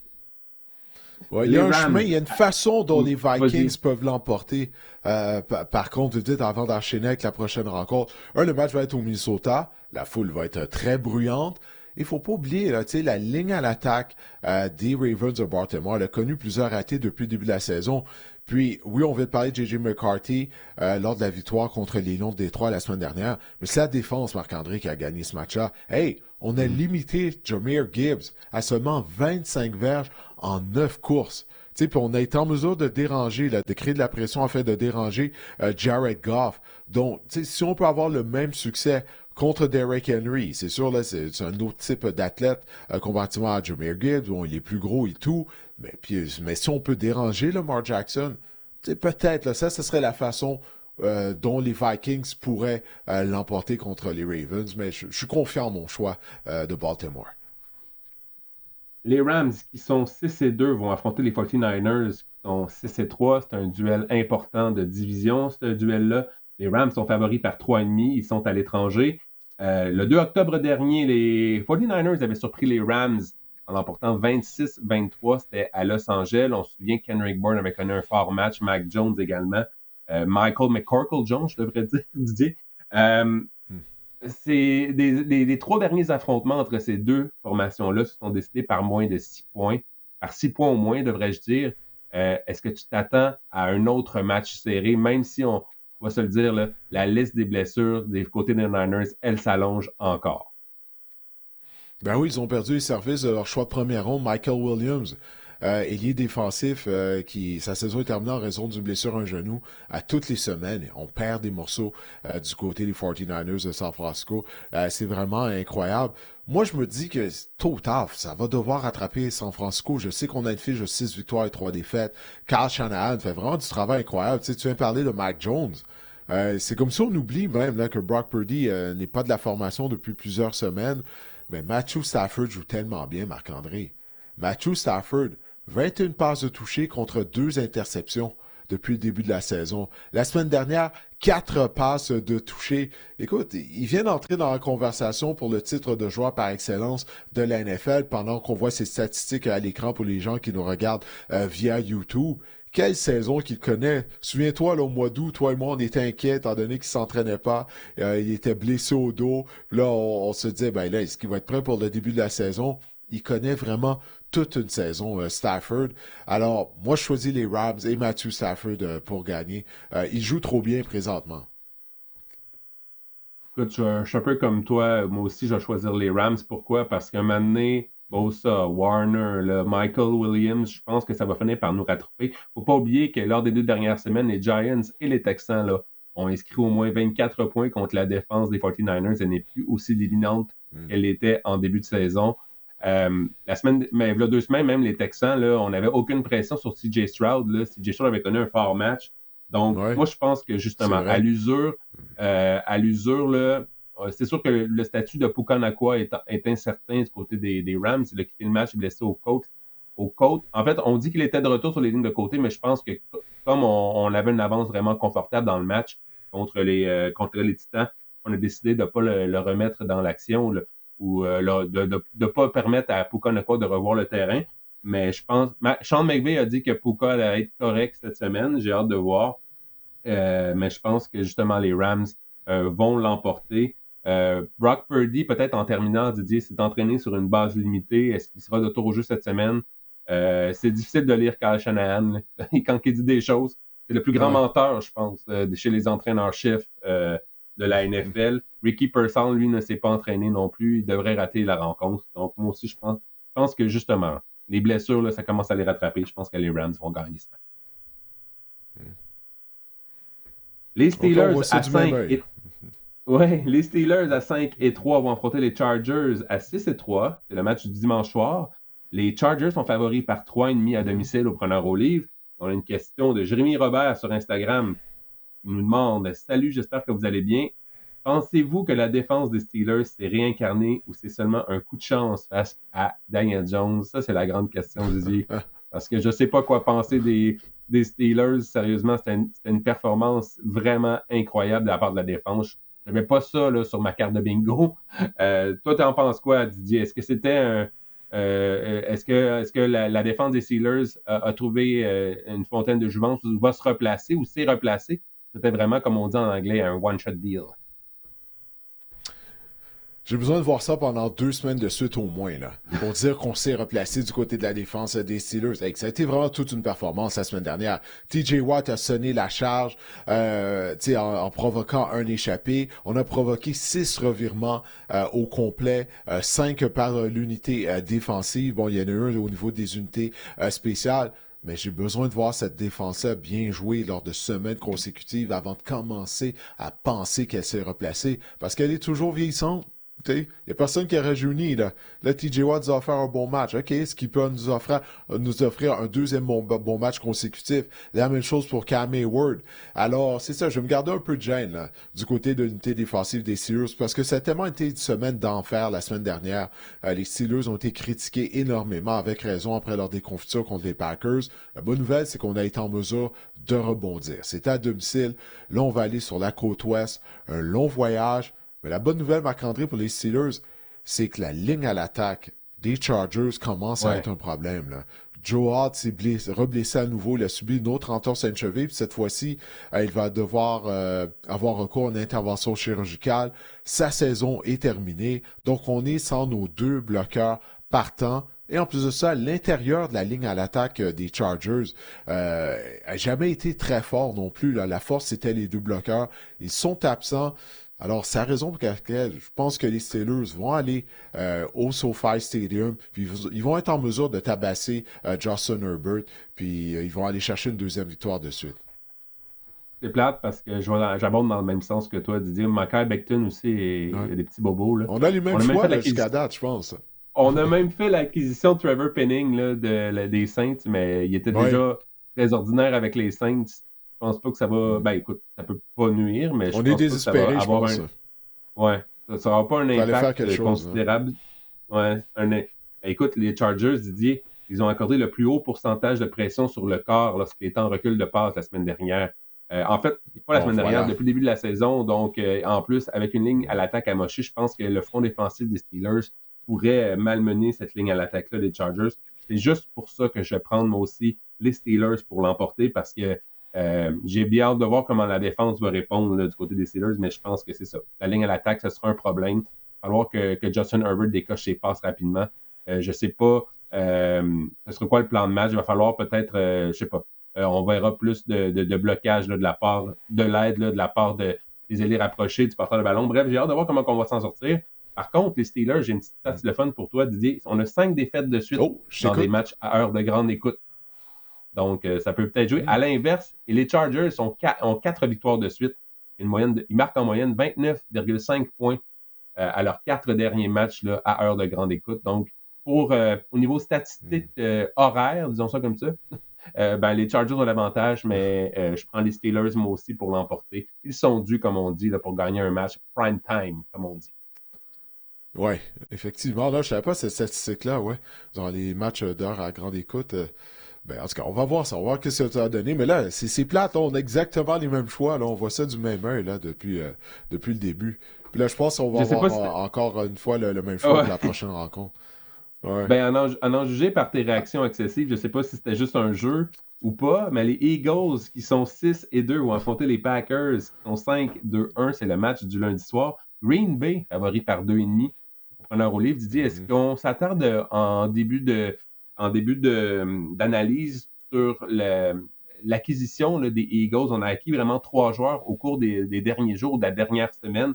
D'abord, des gars dans la tertiaire, Michael Carter, Jair Alexander, qui est plus ce qu'il a déjà été, comme on dit en bon québécois, mais et surtout Jalen Phillips. Moi, je veux parler de Jalen Phillips, qui était potentiellement l'un des meilleurs chasseurs de cartes disponibles là, à la date limite des transactions. Je pense que Howie Roseman est venu colmater des brèches avec le retour de Brendan Graham également, il ne faut pas oublier. Je pense que Jalen Phillips, il a frappé un grand coup. Howie Roseman, ça va venir aider les Eagles. J'ai vraiment adoré ce que les Eagles ont fait là, à la date limite des transactions. Et pour Jair Alexander et Michael Carter, je veux dire, on prend des chances, mais ça peut peut-être pas être pire que Adoree Jackson. Tant qu'à ça, ça n'a rien Ben, coûté non c'est plus. ça, hein. Donc, pourquoi pas? Pourquoi pas, Didier? Ouais, ben, à la position de demi-coin opposée à Quinton Mitchell, on en avait parlé, toi et moi, durant l'été, que cette position-là représentait un point d'interrogation. Là, on est rendu au mois de novembre, Marc-André. Hey, c'est toujours un point d'interrogation, c'est une faiblesse, la position de demi-coin numéro 2. Alors, au moins, c'est ça que j'aime d'Harry Roseman. Tu sais, il fait des choses, il tente de provoquer des choses. Donc, tu sais, il a complété une transaction, il a amené 2 demi-coins. On va voir que ça va donner avec Jerry Alexander. On a fait un gros plat lorsque les Ravens de Baltimore avaient fait son acquisition. Il a été blessé, comme c'est le cas depuis 3 ans. Il est incapable de rester en santé. On va voir si sa chance va tourner maintenant qu'il s'est joint aux Eagles de Philadelphie. Puis, comme tu l'as dit, on avait besoin à la position de chasseur de cartes. Mais j'aime le fait qu'Harry Roseman est actif, qui prend des chances. Puis également, on a tellement de choix au repêchage. Des choix de 3e ronde, notamment 4e ronde. Donc ça devient une monnaie d'échange. Puis Harry Roseman nous a prouvé avec le temps qu'il sait vraiment comment s'en servir. Mais bref, J'aimerais pour ce ça, qui est de la rencontre, ouais, vas-y. j'aimerais ça l'avoir dans ma ligue de fantasy football, Harry Roseman. Ça doit être le genre de gars qui se lève un matin, ça fait une Toujours semaine prêt qu'il n'a à pas faire eu une de transaction. transaction dans la ligue. Comme bon, man, faudrait faire une transaction. Là. Je regardais les affaires, là, il a l'air d'être prêt. Je veux dire, il a l'air d'un gars qui s'investit dans sa ligue fantasy, puis qui fait des moves, puis qui fait des mouvements de personnel, qui fait des transactions. Bref, ça a l'air d'être J'aimerais ça l'avoir dans ma ligue de fantasy football. Ouais, non, mais qu'est-ce qui est cool de la date limite des transactions, c'est que ça nous a surpris à quel point, justement, il y a eu de l'action. Habituellement, la date limite des transactions, c'est pas comme celle de la NBA ou du hockey, quoi qu'au hockey, maintenant, c'est rendu assez tranquille, là. Mais quand même, ça a bougé, là, cette année, là, tu sais. Donc, ça a été surprenant. On va devoir être prêt l'année prochaine, peut-être prévoir ça, se dire, de faire un épisode de réaction à la date limite des Ouais, transactions, parce qu'ils nous ont surpris. effectivement, effectivement. Didier, moi, je vais prendre les Eagles pour l'emporter. Les Eagles fichent de 7-0 en novembre depuis 2023. Par contre, les Packers n'ont pas perdu 2 matchs de suite à domicile depuis 2018. Ils ont perdu contre les Panthers la semaine dernière. Mais je pense qu'ils vont en perdre 2 pour la première fois depuis 2018 parce que je pense que les Eagles vont aller au Lambeau Field, puis ils l'emportent. Ouais, On va tes parler de Eagles Tucker Craft avec aussi. Ouais, ben oui, je Excuse-moi, on n'a pas l'avais dans parlé. mes notes, justement. Ben oui, oui, Ouais. oui, j'allais en venir. Ben, parlons-en, vu que tu viens de le mentionner son nom. Hey, c'est malheureux, hein. Sa saison est terminée. Ouais. Ligament croisant antérieur déchiré. Il est un des meilleurs reliés rapprochés de la NFL depuis le début de la saison. Puis on dirait qu'il était en train de devenir la cible favorite de Jordan Love en plus. Tu sais, mais on mise sur Effectivement. Luke Musgrave, qu'on a repêché en 2e ronde en 2023. Il a été repêché la même année que Tucker Craft. En fait, il avait été repêché avant Avant. Craft. Donc, Ouais. on a... Ben oui. Donc, les Packers ont doublé la mise en 2023 sur la position d'ailier rapproché. Alors, ça a été à Musgrave là, de faire des jeux, mais c'est une lourde perte pour les Packers de Green Bay. Ça, il n'y a aucun doute là-dessus. Je ne sais pas si tu avais quelque chose à dire sur cette blessure à Tucker Craft. Mais j'ai hâte de voir. On a perdu Kraft. Là, on a salué le retour depuis 2 semaines de Christian Watson. Il y a Matthew Golden aussi qui est blessé. Donc, on perd quand même des armes. On se disait en début de saison, on disait que les Packers avaient un groupe de receveurs impressionnant et de la profondeur. Là, puis on en a peut-être de moins en moins. Là. J'ai vu des nouvelles comme quoi que Jaden Reed pourrait être de retour au jeu prochainement aussi. Ça pourrait venir aider, mais encore là, Ouais, je j'avais vu pensais ça la jamais dire semaine ça. dernière, ouais, aussi. Ouais, Ouais. ouais. Les Packers, je pensais pas dire ça, mais les Packers vont peut-être avoir besoin là, d'aide à cette position-là. Bref, vont peut-être manquer de profondeur. Là. Mais oui, Tucker Kraft était le meilleur allié rapproché. C'était même une cible de choix. Il était gros. Je pense qu'il était en train, on parlait d'éclosion là, à la position de rapproché. Je pense qu'il était en pleine éclosion. Ça fait vraiment mal. Ouais, t'as vu le match qu'il avait eu contre les Steelers de Pittsburgh, là, le match du dimanche soir, il y a Mm-hmm. 2 semaines. Tu sais, justement, là, je pense que c'est là qu'il y a bien des gens qui se sont rendus compte à quel point il est talentueux, tu sais. Mais c'est vraiment Mm. dommage. Les Packers, j'en ai parlé un peu tout à l'heure durant ma réaction excessive. On est tombé dans un piège. Je crois vraiment. Tu sais, après la grosse victoire contre les Steelers, là, on s'est dit, ah, dans 2 semaines, on va jouer contre les Eagles, le lundi soir. Là, on a oublié de se présenter contre les Panthers de la Caroline. Mais comme je l'ai dit, du côté des Packers, oui, c'est ça que j'ai dans mes notes. Contre les Panthers de la Caroline, Marc-André, on a été victime de 2 revirements, mais on a été 1 en 5 dans la zone critique en plus. Puis il y a eu cette horrible interception de Jordan Love. Je sais pas si tu l'as vu, là, quand il a couru complètement à sa gauche, il a lancé ça à contre-courant de l'autre côté. Le joueur des Panthers était tout seul dans la zone début, puis il a échappé le ballon. En tout cas, tout ça pour dire, je vais choisir les Eagles, moi aussi. Ma réaction excessive, oui, elle était excessive, peut-être, mais les Eagles sont reposés. Ils vont aller au Lambeau Field, puis je suis sûr qu'ils vont offrir une très bonne performance. En passant, les Eagles, hein, la semaine de congé a été bénéfique pour eux plus d'une façon. Le repos, mais en plus de ça, les Giants ont perdu. Les Giants, c'est terminé. Là. Ils ne participeront pas aux éliminatoires, mais ça va pas bien également pour les autres équipes de la division S de la NFC. Alors, tout va bien là, pour les Eagles de Philadelphie. Mais Eagles fiche de 5-0 au retour d'une semaine de congé également sous Nick Sirianni. En rafale maintenant, les Raiders qui sont 2-6 vont affronter les Broncos qui sont 7-2. Ça sera le match du jeudi soir. Denver favori par 9,5 au preneur au livre. Didier, Denver, 6 victoires de suite. Est-ce que c'est comme moi, tu as l'impression que les Broncos, c'est la pire équipe à 7-2 et c'est la pire équipe qui ont 6 victoires de suite de la NFL en ce moment? Ils sont chanceux, en tout cas. Bo Nix est chanceux. Ouais. Puis je sais, bon, on va dire que, c'est un gagnant, il trouve une façon de gagner au 4e quart. Les Broncos, en passant, ils ont une fiche de 4 victoires, aucune défaite cette saison lorsqu'ils tirent de l'arrière au 4e quart. Là, c'est quand même impressionnant. La défense est solide. C'est une des meilleures de la NFL, Marc-André. Ils mènent la ligue au chapitre des sacs du quart. On va leur donner ça. Mais Bo Nix, il est incroyablement inconstant. Tu sais, on dirait chaque semaine, c'est la même chose. Pendant 3 quarts, il fait à peu près rien. Puis là, au 4e quart, il réussit à faire des jeux, mais même les jeux qu'il a fait la semaine dernière, Marc-André, contre les Texans d'Houston, c'était avec ses jambes. Tu sais, il a fait des courses au 4e quart et tout, mais c'était pas nécessairement avec son bras là, qui est en mesure de mener les Broncos à une victoire. Mais là, on va jouer contre les Raiders. C'est sûr, je vais prendre Denver là, afin de l'emporter là, contre les Raiders. Je pense pas qu'on va avoir besoin de tours de magie au 4e quart là, face à Las Vegas. Je veux juste mentionner la performance de Brock Bowers la semaine dernière. Marc-André, il a été incroyable. 12 réceptions, 127 verges, 3 touchés, tour du chapeau. Bowers est le meilleur ailier rapproché de la NFL. On vient de parler là, de Tucker Kraft qui est blessé. Ah ben même avant la blessure de Kraft, même s'il connaissait toute une saison, pour moi, Bowers, c'est le meilleur ailier rapproché de la NFL. Je crois que c'est même pas proche. Là, il est revenu au jeu, puis il fait flèche de tout bois depuis son retour au jeu. Vraiment, là, tout un joueur de football. Sur un de ses touchés, je ne sais pas si tu l'as vu, quand il a attrapé le ballon au milieu du terrain, puis il a appuyé sur l'accélérateur pour un ailier rapproché là, de son gabarit. C'est vraiment très impressionnant. Écoute, en plus, on s'est dit du côté des Raiders, donner le ballon tout le temps à cet homme. On va échanger Jacoby Myers, puis on va avoir encore plus de ballons en direction de Brock Bowers d'ici la fin de la saison. Non, mais je voulais revenir à Bo Nix, Didier. Bo Nix, là, pour moi, ça reste Dr. House. Je veux dire, Dr. House prend 50 minutes sur l'émission d'1 heure à essayer de résoudre un mystère pour finalement le résoudre dans les 10 dernières minutes de l'émission, puis trouver la solution. Fait durer le suspense. Donc, Bo Nix, exactement, Bo Nix, c'est un peu ça. Il trouve les solutions dans les 10 dernières minutes. C'est le Dr. House là, de la NFL. Moi aussi, je prends les Broncos pour l'emporter parce que, écoute, c'était les Raiders. Dans de nos 3 derniers matchs sur la route, Las Vegas a été dominé au chapitre des points marqués 112-30. Je pense que les Broncos sont simplement une meilleure formation que les Raiders en ce moment. Je te dirais même jusqu'à la fin de la saison. Les Jaguars qui sont 5-3 vont affronter les Texans qui sont 3-5. On a une question de Léo Samuel via YouTube. Salut les gars, sans Stroud qui est victime d'une commotion, les Texans chutent face aux Broncos.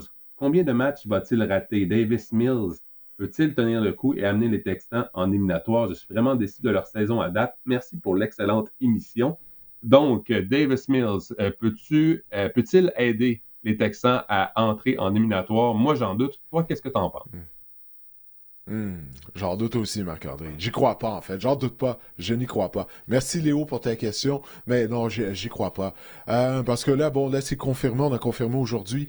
On enregistre le podcast plus tard qu'à l'habitude. On enregistre mercredi soir. Donc, en journée, on a appris que CJ Stroud va rater la rencontre, étant donné qu'il a été victime d'une commotion cérébrale la semaine dernière. Non, parce que on a des ennuis avec cette ligne à l'attaque-là en termes de protection. T'sais, on a connu quelques bons matchs, mais ces problèmes sont toujours là. Puis, on a des ennuis également en situation de court gain. La ligne à l'attaque n'est pas capable de déplacer les lignes défensives adverses. Écoute, la semaine dernière, c'était ridicule. Là. Comment, en situation de court gain, à chaque fois, il y avait des joueurs de l'équipe adverse, les Broncos, qui étaient dans le champ arrière. Alors non, c'est terminé pour les Texans d'Houston, Marc-André. Je sais pas ce que toi t'en penses, mais il faut pas oublier qu'on a commencé avec une fiche d'aucune victoire et 3 défaites du côté d'Houston. On s'est vraiment creusé un trou. Puis là, avec l'absence de CJ Stroud, je crois pas que c'est Davis Mills qui va être en mesure là, de relancer les Texans derrière cette mauvaise ligne à l'attaque. Je dis pas que c'est terminé parce qu'une commotion, c'est souvent. Ben, souvent. Ça peut être de courte durée. Là. CJ Stroud pourrait revenir au jeu la semaine prochaine. Mais oui, c'est un match de division, c'est un match important. Je pense que le fait que CJ Stroud n'y soit pas, ça fait excessivement mal aux Texans. D'ailleurs, Houston était favori par 1,5 au preneur au livre lorsque j'ai préparé le podcast. Et je viens d'aller voir, là, c'est rendu maintenant Jacksonville là, qui est favori par 1,5 au preneur au livre. D'ailleurs, côté des Jags, Didier, il faut parler de la transaction. Ils ont acquis Jacoby Myers, là, justement, des Raiders de Las Vegas. Moi, j'ai trouvé, c'était contre un choix de 4e et de 5e tour. Moi, j'ai trouvé que c'était une excellente transaction là, pour les Jaguars de Jacksonville. Travis Hunter est blessé. On a également Dyami Brown qui est blessé. Brian Thomas est blessé aussi. Je ne suis pas sûr qu'il va disputer la rencontre. Donc, on avait un trou béant à la position de receveur de passe. Puis je pense que Jacoby Myers, dans le bon système, là, il peut donner un sérieux coup de pouce aux Jaguars de Jacksonville. Ouais, surtout qu'il a des bonnes mains. Les Jaguars mènent la NFL pour les passes à échapper. Là. Tu viens de parler de Brian Thomas Jr. Il est le meneur à ce chapitre dans toute la ligue. Alors ça, c'est une bonne chose. Au moins, Myers, bon, lui, il ne devrait pas échapper des passes. Mais Marc-André, depuis là, que Trevor Lawrence est carrière là, des Jaguars de Jacksonville, ouais, je sais que ça en fait combien de receveurs qu'on va chercher là, pour l'aider? Ouais. Ça en fait combien? T'sais, avant, il y avait quoi? Il y avait Christian Kirk. Là, j'oublie les noms. Là. Il y en a tellement. Calvin Ridley. On fait tout. Ouais, Calvin Ridley, Evan Ingram, qui jouait à la position d'ailier rapproché. On en a fait des acquisitions là, au fil du temps là, pour lui donner un coup de main. Puis, tu sais, c'est quand est-ce que ça va débloquer? Moi, j'ai lancé la serviette dans le cas de Trevor Lawrence. Il est qui il est. Encore la semaine dernière, dès le début du match, il a été victime d'une interception dans la zone des buts contre les Raiders. Continuellement, il y a des erreurs mentales de la part de Trevor Lawrence. Mais étant donné qu'on va affronter Davis Mills, je vais choisir Jacksonville afin de l'emporter contre leurs rivaux de section, les Texans. Moi, j'avais mis les Texans, là, mais moi aussi, je pense que je vais changer pour prendre les Jaguars avec Davis Mills au poste de quart. Ça, c'est Stroud. Ouais, exactement. Je sais pas si... J'espère que Guillaume a entendu ça. Mais oui, je voulais dire, moi aussi, je pense que Trevor Lawrence, ça sera pas facile. Mais bref, j'ai perdu mon idée. Mais qu'on va passer au prochain match. Ouais. Mais avant de passer au prochain match, Marc-André, on en a sauté un. On a sauté Browns contre Jets. Ou peut-être que tu voulais pas en parler. Oui. Parce que c'est tellement mauvais comme confrontation. Tu t'es dit, je vais pas en parler. Peut-être qu'on va pas s'en rendre compte. Mais Browns contre Jets, oui, ça va avoir lieu. Ouais, les Jets en plus qui sont... Vas-y, les Browns qui sont 2-6 vont affronter les Jets qui sont 1-7. Cleveland favori par 2,5 au preneur au livre. Ça, c'était à ma préparation. Et si je vais voir rapidement, c'est encore Cleveland 2,5 qui est favori au preneur au livre. Ouais. Les Jets, Didier, on a accordé 31 sacs du corps cette saison. C'est simplement épouvantable. Je pense que Myles Garrett, là, il est en train de mettre sa bavette. Il va se faire un festin. Moi, je prends les Browns pour l'emporter. Un autre match de 5 sacs du quart pour pour Myles Garrett peut-être. Écoute, moi j'avais choisi les Jets. J'espère que Guillaume m'entend. Mais là, à la suite des transactions, parce que j'en vais envoyer mes choix avant la date limite des transactions. Mais là, à la suite des transactions, je prends les Browns de Cleveland. OK, Guillaume, j'espère que tu m'as entendu. Je prends les Browns de Cleveland. A fait gagner contre les Jets. Après la transaction qui a envoyé Sauce Gardner à Indianapolis, Quinnen Williams aux Cowboys de Dallas. Oui, on est allé chercher plusieurs choix au repêchage du côté des Jets. Mais encore faut-il choisir les bons joueurs. Puis tu sais, j'arrête pas de répéter ça. C'est pas la première fois que tu m'entends dire ça. Mais Marc-André, il y a à peine quelques années, l'année qu'on a repêché Sauce Gardner, on avait 3 choix de première ronde du côté des Jets. Puis regarde, là, on est en train de tout de démanteler l'équipe. Ça n'a pas fonctionné. Alors, le nouveau DG des Jets, c'est lui qui a choisi Justin Fields, puis qui a donné un contrat de 2 ans à Justin Fields. Donc, est-ce qu'il est réellement capable d'évaluer du talent, cet homme-là? Alors, qu'est-ce que ça va donner, tous ces choix en repêchage qu'on a maintenant du côté des Jets, après la transaction de Sauce Gardner et celle de Quinnen Williams? On va voir, mais l'équipe qu'on va affronter dimanche, les Browns, eux aussi, ils en ont eu plusieurs choix de première ronde lors des dernières années, lors de la dernière décennie. Eux aussi, à un moment donné, ils ont une année où ils avaient 3 choix de première ronde, puis ils sont demeurés pourris. Alors, c'est ça, les choix repêchage, c'est bien beau, mais il faut être capable de dénicher, de repêcher des joueurs de talent. Peu importe, je vais choisir les Browns, je vais être à la description du Red Zone, donc malheureusement, je vais devoir regarder cette rencontre dimanche. Ça va donner l'emoji de caca là, qu'on voit en bas de l'écran que Guillaume a mis pour ce match-là. Ah, j'avais pas vu. Mais ça pour dire que... Non, mais c'est-tu quoi, Didier? En plus, je pense que ce mouvement, avec ces mouvements-là qu'on a fait, ces choix qu'on a acquis, je vois ça comme un vote de confiance envers le nouveau régime qu'on a instauré là, dans l'entre-saison. Ça veut dire on s'est départi des joueurs de l'ancien régime. On vous donne vraiment les pleins contrôles pour tenter quelque chose. Donc, moi, je pense que c'est un vote de confiance pour le DG. Et j'irais même plus loin, Didier, c'est peut-être excessif, mais je pense que c'est peut-être un vote de confiance pour Aaron Glenn aussi. Ah ben, les Jets vont continuer de perdre d'abord. Parce qu'Aaron Glenn n'a même pas prouvé qu'il est un bon entraîneur jusqu'à présent. Incapable de gérer l'horloge. Les Jets, la défense est pire qu'elle ne l'était l'année dernière, alors qu'Aaron Glenn est lui-même un ancien coordinateur défensif. Je refuse de donner le bénéfice du doute aux Jets de New York, comme je ne donne jamais le bénéfice du doute aux Browns de Cleveland. Ces équipes-là ont un historique, OK, d'être mauvais, de commettre des bévues au repêchage. C'est à eux, ça va être aux Jets de nous prouver justement qu'ils sont en mesure de bien repêcher. Mais ça fait trop longtemps que je regarde le football pour leur donner le bénéfice du doute. Je regrette. Non, merci, Marc-André. Écoute, parlons des Dolphins. Comme tu as l'air craqué, on va te continuer. À 2-7, qui vont recevoir les Bills, qui sont 6-2. Buffalo est favori par 9,5 au preneur au livre. Et on a une question de Gigi Ducharme via YouTube. Il nous demande « Yo les gars, yo Gigi ». Ma question est que maintenant que la date limite des transactions est passée, êtes-vous surpris que les Bills n'ont pas été chercher du renfort pour augmenter leurs chances d'aller loin en éliminatoire, Didier? Ça te surprend l'inaction, l'inertie des Bills à la date limite des transactions? Ouais, ben j'aurais aimé Buffalo, tu sais, peut-être ajouter un receveur de passe, mais écoute, tu sais, pour compléter une transaction, il faut que tu en viennes à un accord avec une équipe. Hein. C'est pas parce que tu veux faire une transaction que tu vas en faire une nécessairement. Mais on t'a allé chercher une grosse victoire la semaine dernière à domicile contre les Chiefs de Kansas City. Puis ce que j'ai aimé de la part des Bills, c'est qu'on a tabassé Patrick Mahomes. Puis je sais, il y avait des absents au niveau de la ligne à attaque de Kansas City, dont notamment le bloqueur à gauche partant, Josh Simmons. Mais quand même, Joey Bosa a connu un bon match. C'est la raison pour laquelle on a mis ce contrat à Joey Bosa.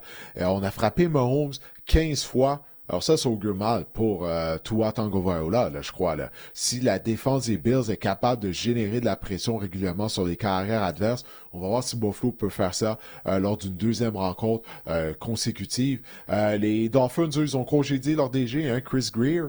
Alors, puis là, on a complété des transactions. Bon, tu as parlé de la transaction de Jaden Phillips, qui joue maintenant pour les Eagles. Je pense qu'on est prêt à lancer la serviette du côté des Dolphins. Alors, puis les Bills sont des aspirants au Super Bowl. Donc, il n'y a aucun doute que je choisis Buffalo afin de l'emporter. Quoique les Bills, ils ont un historique de perdre des matchs à Miami. Les Dolphins sont des rivaux de section, mais ça va pas arriver cette semaine. Moi, j'ai tellement été épaté par la prestation de la défense des Bills contre les Chiefs. pensais pas qu'il y avait ce genre de que les défenses des Bills pouvaient offrir ce genre de performance-là. Dis, ça t'a-tu surpris, toi? Un peu la pression, ça m'a surpris. La pression, ça m'a surpris, mais là, avec le recul, je me dis, bon, Josh Simmons n'était pas là, mais les Chiefs, Gigi Ducharme qui vient nous demander si on n'est pas surpris d'avoir vu que les Bills n'ont pas été en mesure de compléter une transaction. Marc-André, tu penses pas que les Chiefs ont besoin d'un porteur de ballon? Moi, je trouve que oui. Je trouve que oui. Puis, Breece Hall, apparemment, Breece Hall aurait été disponible pour un choix de 4e ronde. Pourquoi pas? Pourquoi pas? On a Patrick Mahomes, on est une bonne équipe, on a une très bonne défense, mais on n'a pas de porteur de ballon du côté de Kansas City. On n'est pas capable. C'est Mahomes, je crois que durant la majorité des matchs, a été le meneur au sol. Donc, c'est ça. Moi, j'aurais aimé voir les Chiefs faire. Imagine-toi le Breece Hall dans le champ arrière à Kansas City. Tu penses pas que ça n'aurait pas marché? Ou Tony Pollard.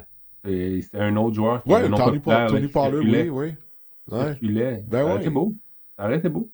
Ouais, beau. On a un besoin criant. Je déteste les Chiefs parce que moi, j'ai ajouté Brashard Smith lorsque j'ai vu que Pacheco jouait pas. Puis on n'a pas fait jouer Brashard Smith. J'étais convaincu que oui. On le fait jouer. Je déteste Andy Reid pour ça. Je déteste les Chiefs pour ça. Il m'énerve. C'est mon portefeuille. Ton équipe vient de battre les Chiefs au Super Bowl, là, quand même. Ouais. Mais pour revenir aux Bills, Didier, une situation à surveiller, c'est celle de James Cook qui ne s'est pas entraîné mercredi. Blessure à une cheville et à un pied. S'il est de la formation, ça risque d'être un festin parce qu'on le sait, là, la défense des Dolphins contre la course, elle est vraiment mauvaise. Les Bills ont remporté 14 des 15 derniers duels entre les deux équipes. Moi, je choisis les Bills pour l'emporter. Toi aussi, tu l'as dit, hein, les Bills. J'imagine que... Oui, je prends les Bills. J'avais l'impression que les Bills avaient des ennuis des fois à Miami, mais je me mélange avec les Patriots en Nouvelle-Angleterre. 14 des 15 derniers matchs. Ouais, OK. Ils n'ont pas d'ennuis à Miami. Je me mélange avec les Patriots en Nouvelle-Angleterre. Les Giants, qui sont 2-7, vont affronter les Bears, qui sont 5-3. La 4e année de suite où Brian Daboll, qu'on a une fiche de 2-7, les Giants, je pense que ça sent la fin. Peu importe les qualités de ce qu'on peut trouver à Jackson Dart ou Scam Scadaboo, bref. Chicago est favori par 3,5, oui, au preneur au livre. Je veux parler des Bears, Didier, la semaine dernière, et surtout de Kyle Monangai, qui a vraiment connu un match exceptionnel, 176 verges au sol. Il a fait sa meilleure imitation là, de Rico Dowdle, qui est un porteur de ballon étoile maintenant également dans la NFL. Non, mais Monangai, quel match. Colson Loveland aussi, je parlais de la grande éclosion dans le segment Fantasy la semaine dernière. Mais cette prédiction-là, ça a fonctionné. Puis je pense que justement, les Giants, on est vulnérables contre le jeu au sol. 150 verges allouées en moyenne cette saison. Attends, excuse-moi, Marc-André. Tu es en train de te donner une tape dans le dos.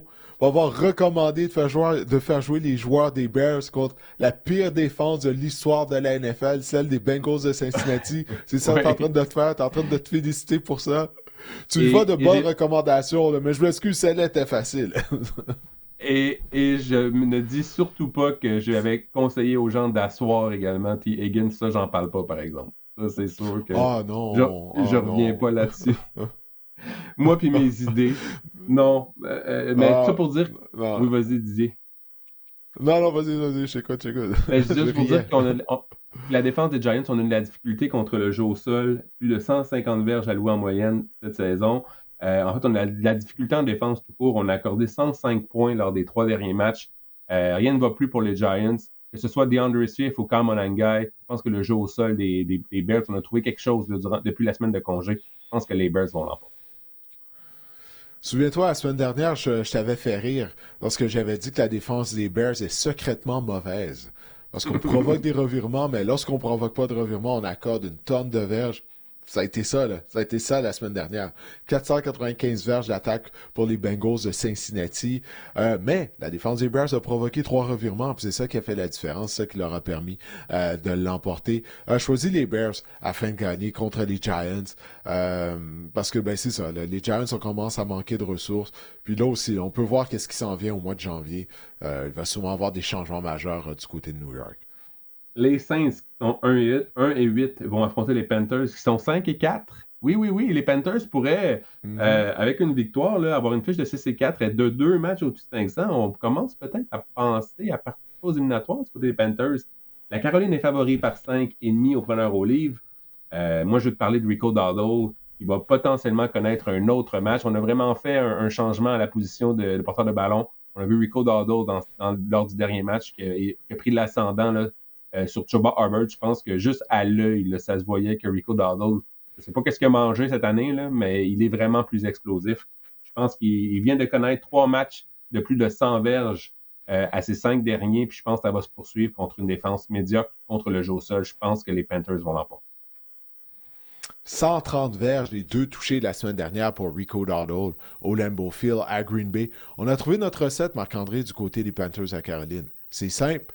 C'est le jeu au sol avec Dowdle et Hubbard comme porteur de ballon maintenant numéro 2 et la défense. Parce qu'il y a des excellents joueurs du côté de la défense des Panthers à Caroline. Là. Cette unité défensive-là, elle passe sur le radar, Marc-André. Le plaqueur Derek Brown, il a connu tout un match contre les Packers. Il a réussi un jeu en poursuite pour un bonhomme de 300 livres, de plus de 300 livres. C'est vraiment impressionnant. Le secondaire de ligne, Christian Roseboom, 15 plaqués la semaine dernière contre les Packers, 15. Puis le choix de 2e ronde, un produit de l'Université Texas A&M, Nick Carton. À toutes les semaines, là, je remarque, il fait des jeux. Les Panthers, ils ont leur recette, ils ont leur identité. Ils sont robustes en courant avec le ballon, ils sont robustes en défense et leur ligne à attaque crée des brèches. C'est une ligne à attaque qui est grosse, qui est imposante, puis elle est mieux lorsqu'elle va de l'avant, lorsqu'on court avec le ballon. Puis ça fait en sorte qu'on a gagné la semaine dernière, malgré le fait que Bryce Young a passé pour moins de 200 verges. C'est ça la recette des Panthers. Donc tu dois être prêt quand tu te présentes en Caroline. Puis pour les Saints, je pense pas justement qu'on va être prêt. Tyler Shark va effectuer le 2e départ de sa carrière. Face à cette défense améliorée des Panthers, choisis la Caroline qui va se retrouver, c'est incroyable. La Caroline va se retrouver avec une fiche de 6 victoires et 4 défaites s'ils sont en mesure de vaincre les Saints. Et je regarde le calendrier là, à venir des Panthers pour le fun, Didier. En fin de semaine, c'est contre les Saints. Ensuite, les Falcons. Écoute, les Falcons jouent... Quelle équipe des Falcons va se présenter contre les Panthers? Ensuite, les Niners, on est amochés. Les Rams, puis on retrouve les Saints ensuite. Donc, écoute, ça peut...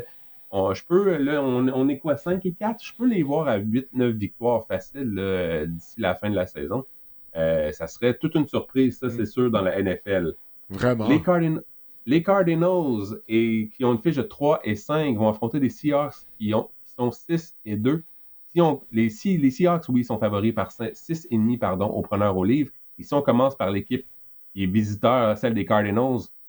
Ils ont placé le nom de Kyler Murray aujourd'hui sur la liste des blessés à long terme. Donc ça veut dire que Jacoby Brissett va être le corps partant jusqu'à nouvel ordre. Je pense que honnêtement, c'est une bonne chose, parce que honnêtement, on va se le dire, Jacoby Brissett, l'attaque des Cardinals est beaucoup plus fonctionnelle avec Jacoby Brissett au poste de corps que Kyler Murray cette année. As-tu vu Marvin Harrison Jr.? Marvin Harrison, fils, le match qu'il a eu lundi soir à Dallas. Soudainement, écoute, même en première demi, il a réussi 6 réceptions. Ça a égalé son sommet personnel pour le plus grand nombre de réceptions en un match. Probablement, juste 6 réceptions. Quand j'ai appris ça en regardant le match, je me disais, ben oui, c'est ça. Là, il renaît de ses cendres. Mais c'est ça. Le Phoenix, il joue en Arizona, capable de voir... à Phoenix. Ah oui, tu vois, j'avais pas catché, tu vois, je peux assez vite. C'est ça qui arrive quand on enregistre le podcast tard le soir plutôt que le matin. Là, tu vois, là, je suis pas aussi éveillé, mais c'est bon, je te donne crédit pour celle-là. Mais, Marc-André, on en a parlé cet été, tu sais, Kyler Murray, il est pas capable de voir par-dessus la ligne à l'attaque. Puis là, ça nous le confirme.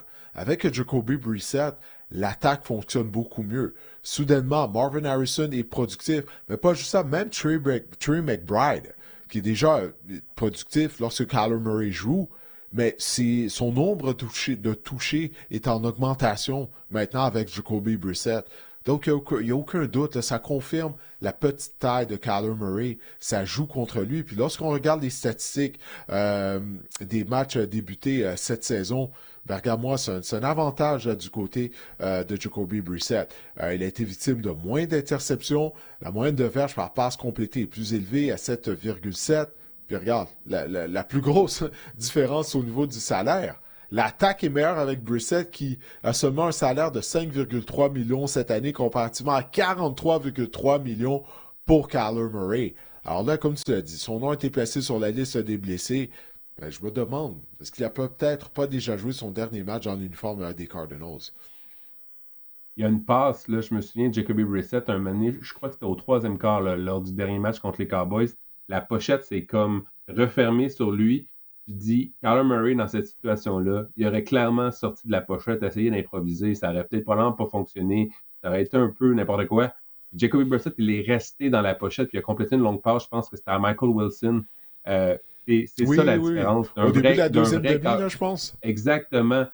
Tout était en train de s'affaisser sur lui, puis il est resté calme, concentré. Kyler Murray jamais aurait fait ce jeu-là, aurait complété cette passe-là, en fait, selon moi. Donc, c'est ça la différence entre un corps aguerri, expérimenté, puis qui fait confiance également à ses coéquipiers, qu'un Kyler Murray qui aurait essayé de, comme une couleuvre, essayer de faire quelque chose, peut-être courir, perdre des verges, bref. On ne le saura jamais, là, mais moi, je trouve que ça a été un jeu qui représente bien la dichotomie qu'il y a entre les deux corps là, chez les Cards. Ben, c'est quand Jacoby Brissett est au poste de quart, l'attaque est plus structurée. Il y a du rythme au sein de l'attaque. Comparativement à Murray, ben, comme tu as décrit, les scènes improvisées et tout, oui, c'est spectaculaire. Ça nous donne 2-3 jeux très spectaculaires par rencontre, mais il n'y a rien de constant dans l'attaque des Cards. Alors qu'avec Brissett, qui est en mesure d'opérer de la pochette, ben, on voit là, il y a plus de constance au niveau de l'attaque aérienne de l'Arizona. Mais malgré tout, je choisis les Seahawks pour gagner.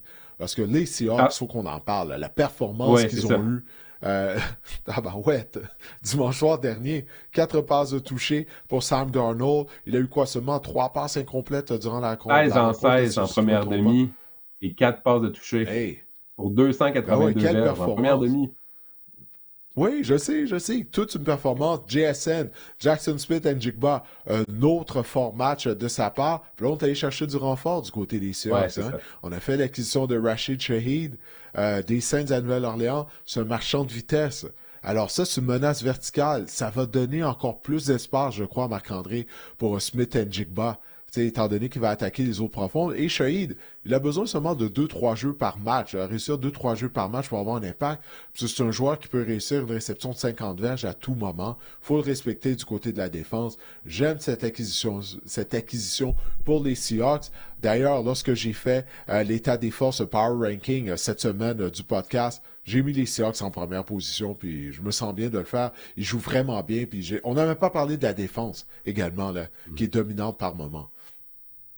Rashid Shaheed, la transition va être facile à faire. En plus, il retrouve Clint Kubiak, qui était son coordonnateur offensif avec les Saints, qui est maintenant rendu avec les Seahawks de Seattle. J'ai hâte de voir, moi personnellement, ce mouvement-là, j'ai adoré, premièrement, du côté des Seahawks. On avait besoin de ce genre de menace verticale-là parce que je lisais justement que les Seahawks, cette année, le jeu au sol, on disait qu'on fonctionne coup-ci, coup-ça, par moment seulement. Puis on dit que c'est l'une des formations qui voit le moins de boîtes légères, d'un front, disons, défensif légère parce qu'on ne respectait pas justement les receveurs de passe. Bref, ça va changer. Exactement. Fait que c'est ça qu'on a besoin, cette menace verticale-là. Rashid Shaheed, ce qui est triste, c'est que je pense que Torrey Horton, la semaine dernière, lorsqu'on lui a confié plus de missions offensives, il a bien fait, 2 touchés. Je pense que c'est peut-être une menace, lui aussi, c'est une menace verticale. Moi, ce que ça me dit, c'est que peut-être que Cooper Kupp en a ses derniers milles dans la NFL. Moi, je pense qu'il ne sera pas de retour l'année prochaine. Je pense que Rashid Shaheed est là également. C'est pas du court terme, c'est du moyen terme, Rashid Shaheed. Non, je pense qu'il devient joueur autonome, mais si on a dépensé, excuse-moi, il devient joueur autonome à la fin de la saison, mais si on a dépensé, d'après moi, c'est pour essayer de le garder. Bref, non, j'ai hâte de voir comment ça va se dessiner du côté des Seahawks, mais j'adore là, ce qu'on fait en ce moment. J'adore la recrue Horton aussi. Prends les Seahawks pour l'emporter. Moi aussi, ils sont sur une bonne séquence, puis je pense pas que les Cards ont ce qu'il faut pour les vaincre. Les Lions, qui sont 5 et 3, vont affronter les Commanders, qui sont 3 et 6. Détroit est favori par 8,5 au preneur au livre. Didier, j'ai envie de te parler de Jayden Daniels, qui a quitté le match, dont sa saison est terminée. Je n'ai pas vu, mais tout porte à croire que oui. Là. Pourquoi Jaden Daniels? Non, est-ce qu'on l'a dit? Ouais, c'est vrai. Est-ce qu'on l'a dit officiellement? Ouais, c'est ça, hein? C'est son coup de gauche pour sa carrière droitier, mais c'est pas beau à voir, en tout cas, ça, je sais ça. Non. Bref, mais je pense pas qu'il va revenir de toute façon, même si on va être quoi? On va être 3-13. Non, je niaise, là. Ouais, genre, mais, bon point. Mais bon point. bref, pourquoi Jaden Daniels était sur le terrain à 38-7 lundi dernier? Pourquoi? J'ai pas compris. Même Dan Quinn a pris le blâme et avec raison. Ouais. Mais non, ça, il a dit le lendemain de la rencontre, lorsqu'il a rencontré les médias, il a dit, écoute, il n'en a pas dormi de la nuit. 38-7, tu l'as dit, il n'y avait plus d'affaires à être dans le match. Le match était terminé. C'est de la négligence professionnelle de la part de Dan Quinn, tout simplement. Il a été responsable. Puis, il a manqué à son devoir de protéger la concession. C'est le joueur le plus important de la concession, Jaden Daniels. Hein. Puis là, on peut oublier une participation en éliminatoire du côté des Commanders. Déjà qu'on ne connaissait pas une bonne saison. Mais la tertiaire est un problème du côté de Washington depuis le début de la saison, malgré le fait qu'on a changé la tertiaire durant la saison morte. Mais malgré tout, on a beaucoup d'ennuis. Mais c'est malheureux parce que tout le monde est perdant à la suite de la blessure à Jaden Daniels, Marc-André. Parce que tout fan de football aime voir Jaden Daniels en action. On a adoré le découvrir l'année dernière lors de sa saison recrue. Puis là, bon, malheureusement, il est blessé. Choisit les Lions. Les Lions ont perdu la semaine dernière contre les Vikings du Minnesota. On en a parlé un peu plus tôt. Puis là, c'est une belle occasion pour les hommes de Dan Campbell de rebondir là, face aux Commanders, qui vont être sans Jaden Daniels. Ça va être une victoire facile, je pense, pour les Lions. On imagine Dan Campbell grincheux. En plus, ils ont perdu, comme tu le disais la semaine dernière. En plus, ils ont perdu en demi-finale d'association contre les Commanders l'année dernière à domicile. Mais oui, donc, je pense que ça fait... Ça fait Moi aussi, je pense que c'est l'un de ces matchs où on va dire, on va se dire devant notre téléviseur, on va dire, mais pourquoi qu'ils en marquent encore 53 quand ils auraient pu arrêter à 47? Là? Ça va être ce genre de match-là. Là. Les Lions vont vraiment exploser en attaque. Je pense, moi aussi, ça va être une victoire facile des Lions contre les Commanders à Washington. On a une question de Ben Reo, sur Instagram. Salut les gars, excellent travail. Continuez comme ça avec la perte de Joe Alt, qui entre les Chiefs ou les Broncos, va finir premier de la section, de la division, Didier. Moi, je prends les Chiefs. Toi? Ouais. Ah ouais, tu prends les Chiefs, ça. Mais moi, je te consens. Cet été, lorsqu'on avait fait nos avant-goûts de toutes les divisions, j'avais choisi les Broncos afin de terminer au premier rang. Je suis en confiance. Si Bo Nix peut jouer 2 quarts sur 4, là, à la place de juste un quart, même ça va aller encore mieux. Alors, non, écoute, moi, j'ai choisi les Broncos, alors je vais pas changer mon choix, certainement pas, là, maintenant, là. Guillaume, via Instagram, nous demande « Salut les mecs. » Salut mec. On a passé la mi-saison, le classement est serré et il n'y a pas d'équipe qui domine sans l'ombre d'un doute. Je ne serai pas chien, mais merci. Je ne vais pas vous demander vos prédictions de l'affrontement du Super Bowl, mais le carré d'as, par contre, quelles équipes y seront selon vous? Donc, qui fera partie du carré d'as cette année, Didier? Ouais, merci Guillaume pour ta question, parce que c'est un Guillaume qu'on connaît très bien qui nous a envoyé cette question-là. Ça vient de Guillaume avec qui on travaille, bien sûr, sur le podcast. Mais non, mais c'en est une bonne question. Écoute, laisse-moi m'ouvrir ici là, sur mon ordinateur. Je veux savoir là, les classements des divisions pour être certain que j'oublie pas une équipe qui connaît une bonne saison. OK, carré d'as, dans l'américaine. Alors, présentement, bon, les Colts, les Patriots et les Broncos ont des fiches de 7 victoires et 2 défaites. Mais quand même, t'as les Bills qui sont là à 6 et 2. J'allais avec les Bills. J'y vais avec mon cœur, Marc-André. OK, je vais te dire que les Bills vont faire partie du carré d'as. Et l'autre formation sera les Broncos de Denver avec leur excellente défense. Oh. Alors que du côté de la nationale... Ouais, je vais aller avec les Eagles, puis les Seahawks, tiens. Donc, ça va être ça mon carré d'as. J'aime ça. Alors, J'aime ça.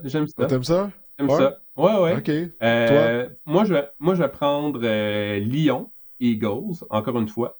Pas encore une fois, il n'y a pas eu ça l'année passée. Lyon, Eagles, on pensait que ça allait être ça. Finalement, les Commanders se sont invités. De l'autre côté, je pense que les Colts demeurent la meilleure formation de la NFL cette année. Je vais mettre les Colts là. Puis, je vais prendre les Chiefs. Moi, je pense que les Chiefs, arrivés en éliminatoire, on sait comment gagner. Chiefs, Colts, Eagles, Lyon. J'aime ça. Puis, je vais faire plaisir à Guillaume si on en plus. Donc, je vais me faire un ami. Hey, en passant, savais-tu que si les éliminatoires commençaient aujourd'hui, là, il reste beaucoup de football, mais quand même, on est rendu à la mi-saison là, du côté de la NFL. Si les éliminatoires commençaient aujourd'hui, Marc-André, les Chiefs n'y participeraient pas, hein?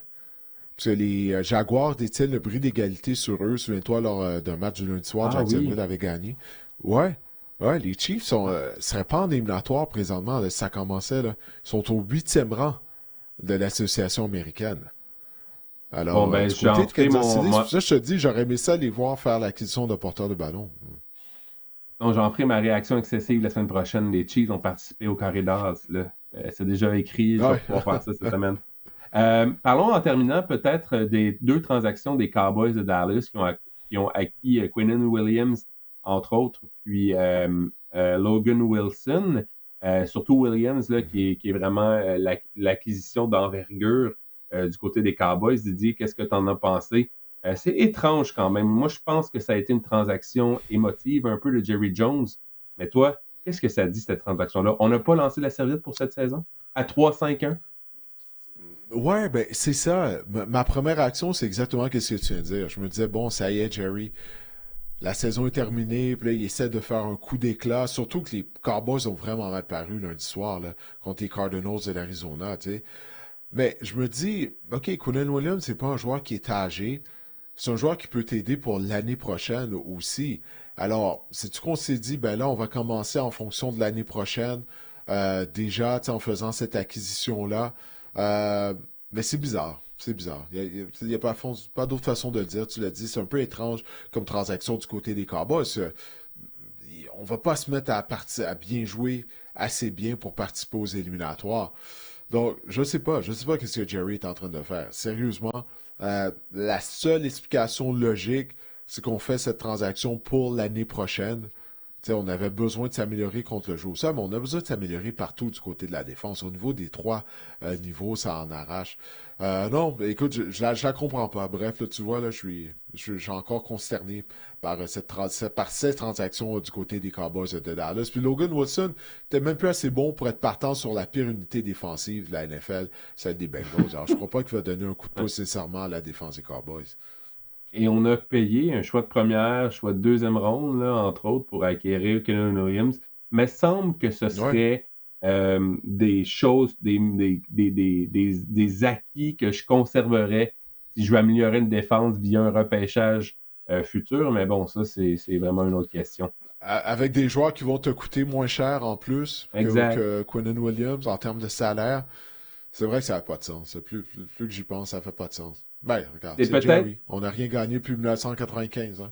Oublie pas ça. L'attaque est vraiment explosive. Elle est l'une des meilleures de la NFL. Peut-être que c'est justement, on s'est rendu compte que notre attaque, elle est excellente. Peut-être de donner peut-être un coup de pouce pour cette saison. À 3-5-1, je veux dire, je pense que les Cowboys sont 13e en ce moment au total dans l'association nationale, si ma mémoire est bonne.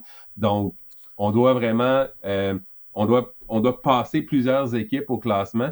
C'est encore faisable, mais écoute, on a échangé Micah Parsons en début de saison pour acquérir par la suite Quinnen Williams. Moi, je pense que c'est plus une transaction émotive et réactive qu'une transaction songée. Howie Roseman n'aurait jamais fait ça, Didier. C'est ce que je veux. Ouais, c'est mon point que je veux apporter.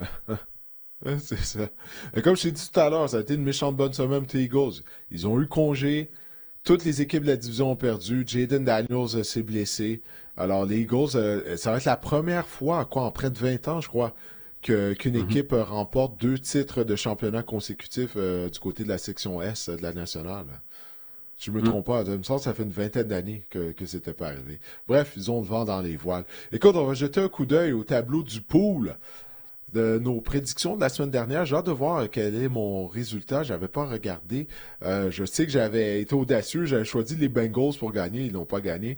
Donc finalement, j'ai eu une fiche de 9-5 la semaine dernière. Fiche identique à la tienne, ainsi que celle de Guillaume. Les 3, on a fini 9-5. Et Simon continue d'être en tête. Simon avec une fiche de 97 victoires. Donc, continue d'être en tête. C'est 11 de plus que moi. Non, en fait, 9 de plus que moi et 10 de plus que toi. Et 17 de plus que Guillaume. Si on regarde nos prédictions, c'est où qu'on a des divergences d'opinion. Guillaume est le seul à avoir pris les Giants. Je pense que Guillaume prend des chances. Il veut essayer de nous rattraper. Les Texans Guillaume a aussi. pris les Jets. Les Jets, les Texans, mon Dieu. Ouais, je pense que Guillaume a oublié de changer son choix. Je pense que Guillaume a oublié de changer son choix des Jets. Je pense que c'est ça. Mais après ça, c'est non, très les gars, je identique. voyais changer moi, d'idée depuis tantôt. Fait que j'ai décidé de moi aussi changer d'idée et d'aller dans le contraire. C'est bon. Guillaume, bon. Ouais, Guillaume qui nous dit, étant donné qu'on a changé d'idée, il a décidé de changer d'idée. Mais Marc-André, je pense qu'on a exactement les mêmes choix, toi puis moi. Ben oui. C'est plate, ça. On a exactement les mêmes choix. Ben oui. Bon, ben, que je pourrais changer. On va voir, en tout cas. Non, c'est ça, là. Tu vois, ouais. J'ai une victoire de plus que toi, alors tu ne pourras pas me rattraper cette semaine. On a exactement les mêmes choix. Bon, ben, right. Encore une fois, félicitations à Simon, qui continue d'être... ça fait un bout de temps, ça doit faire quoi, un mois, là, qui est seul en tête, au moins 3 semaines. Alors, on va lui dire félicitations. Bon, on va se tourner maintenant du côté du Fantasy Football et de tes recommandations en vue de la 10e semaine d'activité. Comme on le fait à toutes les semaines, on va commencer avec la position de carrière. Quelle carrière là, que tu recommandes de starter, comme on dit en bon québécois, d'avoir au sein de la formation partante cette semaine? C'est un affrontement hyper alléchant pour Jackson Dart, le corps des Giants de New York, même si il y a de moins en moins d'armes à sa disposition. Je pense que Jackson Dart, là, il a fait la démonstration depuis qu'il est partant dans la NFL. Il fait ses points au niveau fantasy. Carrière numéro 16 cette saison, puis il n'a même pas disputé les 3 premiers matchs, imaginez. C'est à se demander s'il ne serait pas dans le top 10 déjà avec ces 3 matchs-là. Son plancher est exceptionnel. Il a marqué 23 points fantasy dans 3 de ses 4 derniers matchs. Son plancher est exceptionnel. Pourquoi? Parce qu'il court avec le ballon, touché au sol encore la semaine dernière.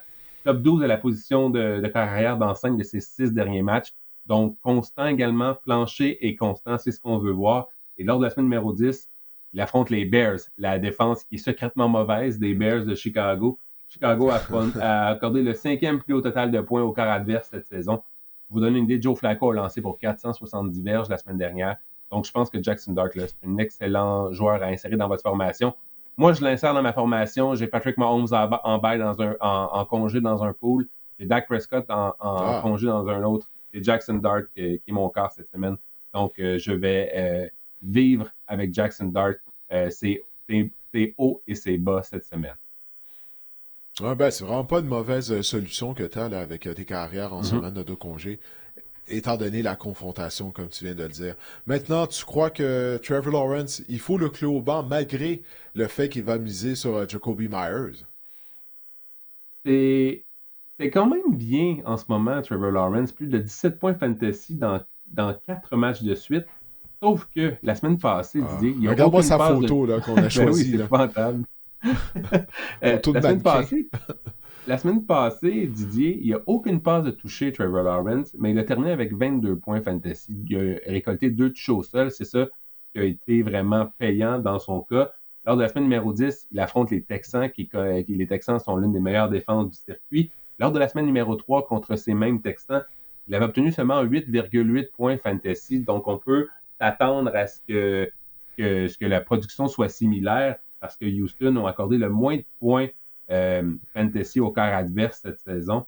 Et avec Travis Hunter blessé, avec Dammy Brown, on en a parlé blessé, Brian Thomas qui prend des bobos aussi, on commence peut-être à manquer de ressources là, dans le jeu aérien du côté des Jaguars. On a fait l'acquisition de Jacoby Myers, mais à quel point, je pense pas qu'il va disputer tous les jeux dès la première semaine. J'ai hâte de voir. Mais moi, je clouerais Trevor Lawrence sur votre banc si j'en avais l'occasion. Maintenant, on se tourne vers la position de porteur de ballon. Jaylen Warren des Steelers de Pittsburgh. Ben, toute l'équipe des Steelers a connu un bon match la semaine dernière contre Indianapolis. Et tu crois que ça va se poursuivre cette semaine? Porteur de ballon numéro 6 la semaine dernière contre les Colts au niveau fantasy. C'était pas en termes de verge vraiment qu'il a été payant, mais il a inscrit 2 touchés, Jaylen Warren. Qu'on se rend compte, c'est que Caleb Johnson et Kenneth Gainwell n'ont vraiment pas été utilisés au cours des dernières semaines. Jaylen Warren est l'homme de la situation dans le champ arrière des Steelers. moyenne de 4,1 verges par course cette saison, c'est pas mauvais. Et lors de la semaine numéro 10, on affronte les Chargers de Los Angeles. Les Chargers ont alloué 25 points en moyenne aux porteurs de ballon adverses lors des 4 dernières semaines.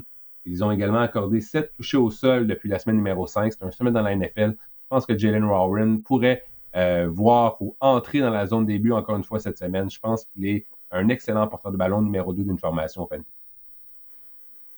Maintenant, Ja'Cory Krosky-Merritt, mieux connu sur le nom de Bill, des Commanders de Washington. Tu nous en avais parlé, on était au mois de juillet, je pense, quand il faisait sensation durant le camp des Commanders.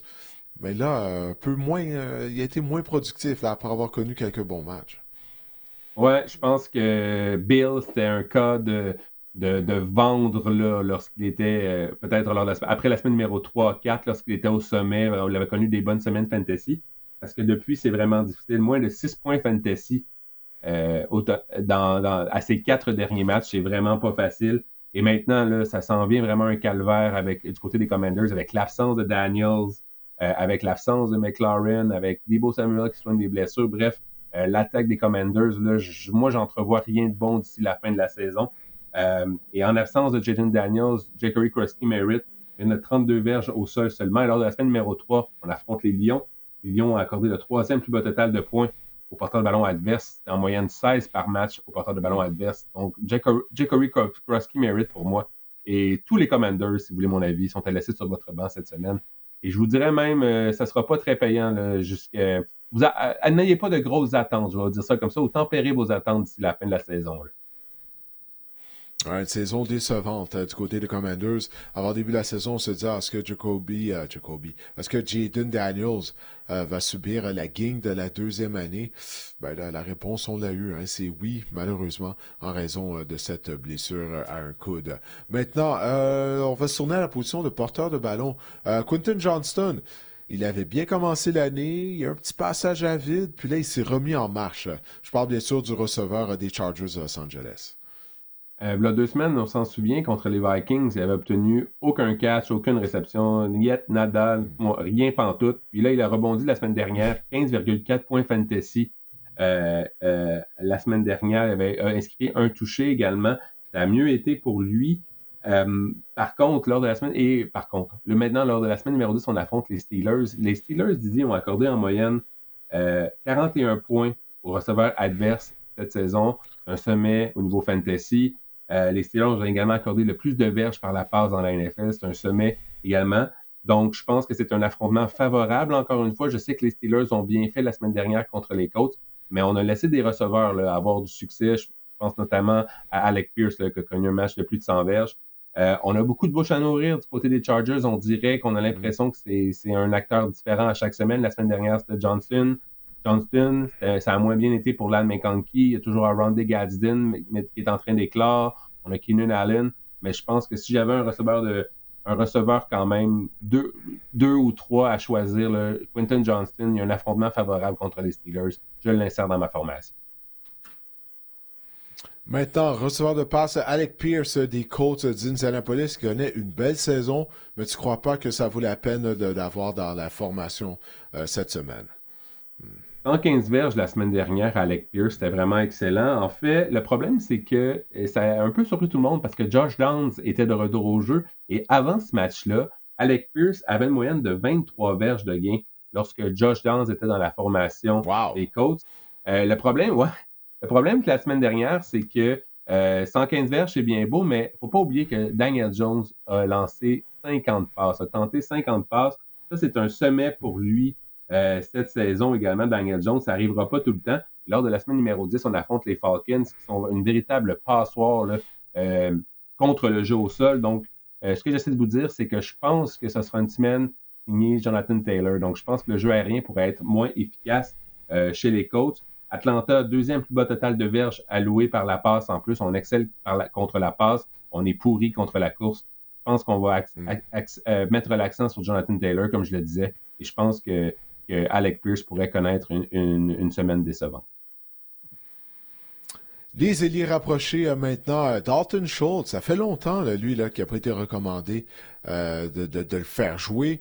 Puis là, tu penses que malgré l'absence de CJ Stroud, il pourrait être productif cette semaine? Parce que cette semaine, les Bengals sont en congé, donc je ne pouvais pas choisir l'allié rapproché qui affronte les Bengals pour vous conseiller de l'insérer dans votre formation. Qu'est-ce que j'ai fait? J'ai choisi la deuxième pire équipe contre les alliés rapprochés, c'est les Jaguars de Jacksonville. Deuxième plus haut total de points alloués aux alliés rapprochés adverses, 18,7 en moyenne par match. Non, mais sérieusement, Dalton Schultz connaît de bons moments, 2 fois dans le top 7 à ses 3 derniers matchs. Et je pense qu'avec Davis Mills au poste de quart, ça peut être effrayant. Mais je pense aussi qu'il peut devenir un dépanneur assez important pour Davis Mills en situation critique. Donc, je pense qu'il pourrait connaître du succès. Je ne dis pas de le faire jouer à tout prix, mais si vous êtes à la recherche d'une option, vous avez un ailier rapproché qui est en semaine de congé, je pense que Dalton Schultz, de votre fil de joueur autonome à votre formation, ça peut être payant. Et voilà, je pense que les Jaguars aussi, là, c'est un affrontement favorable pour lui. Oui, et on va terminer en parlant d'Evan Ingram, l'ailier rapproché des Broncos de Denver. Je me souviens, lors du camp d'entraînement, Sean Payton avait des commentaires élogieux à la part de Ingram. Puis là, on se disait, il va en faire son nouveau Jimmy Graham, comme à l'époque, l'ailier rapproché des Saints de la Nouvelle-Orléans. Mais c'est pas ça du tout là, qui se passe depuis le début de la saison. Son Joker, là, comme il aime l'appeler. Je me souviens, j'ai vu avec les Dolphins la semaine dernière, Greg Dulcich. Ça aussi, c'était un Joker là, une année. Selon Sean Payton. Bref, tout ça pour dire que ça n'a pas fonctionné dans les deux cas. Est-ce qu'on se rend compte il y avait Russell Wilson qui lui lançait le ballon, par exemple. ça aidait pas. Evan Ingram, aucun catch la semaine dernière contre les Texans. C'est sûr que la défense des Texans, elle est coriace. Et lors de la semaine numéro 10, il affronte les Raiders, par exemple. Là, vous me dites, les Raiders, c'est un affrontement en apparence appétissant. Mais non, parce que les Raiders, vraiment, sont pitoyables. En fait, excellent contre les alliés rapprochés adverses. 5e plus bas total de points alloués aux alliés rapprochés adverses. Ouais. Seulement 30 réceptions accordées aux alliés rapprochés en 8 matchs. Donc, c'est pas beaucoup. Et je pense que Evan Ingram, il est plus ou moins impliqué dans les plans de match des Broncos. J'irais ailleurs là, si je cherche un allié rapproché sur mon fil de joueur autonome pour insérer dans ma formation si j'ai des alliés rapprochés en congé. Ah, bon, on vient d'apprendre quelque chose. Les Raiders sont bons dans quelque chose. Une statistique où les Raiders excellent, c'est contre les ailiers rapprochés. Bon, ben parfait. Si on n'a pas appris quelque chose, on a au moins appris ça là, aujourd'hui lors de l'épisode du podcast. Écoute, Marc-André, on a fait le tour du podcast. Écoutez, la prochaine fois qu'on va se reparler, on saura si les Alouettes vont participer au match de la Coupe Grey. Je vous rappelle que la finale de l'Est va avoir lieu samedi après-midi à 15h. Les Alouettes seront à Hamilton contre les Tiger Cats. J'espère que cet épisode du podcast vous a plu et on vous reparle la semaine prochaine.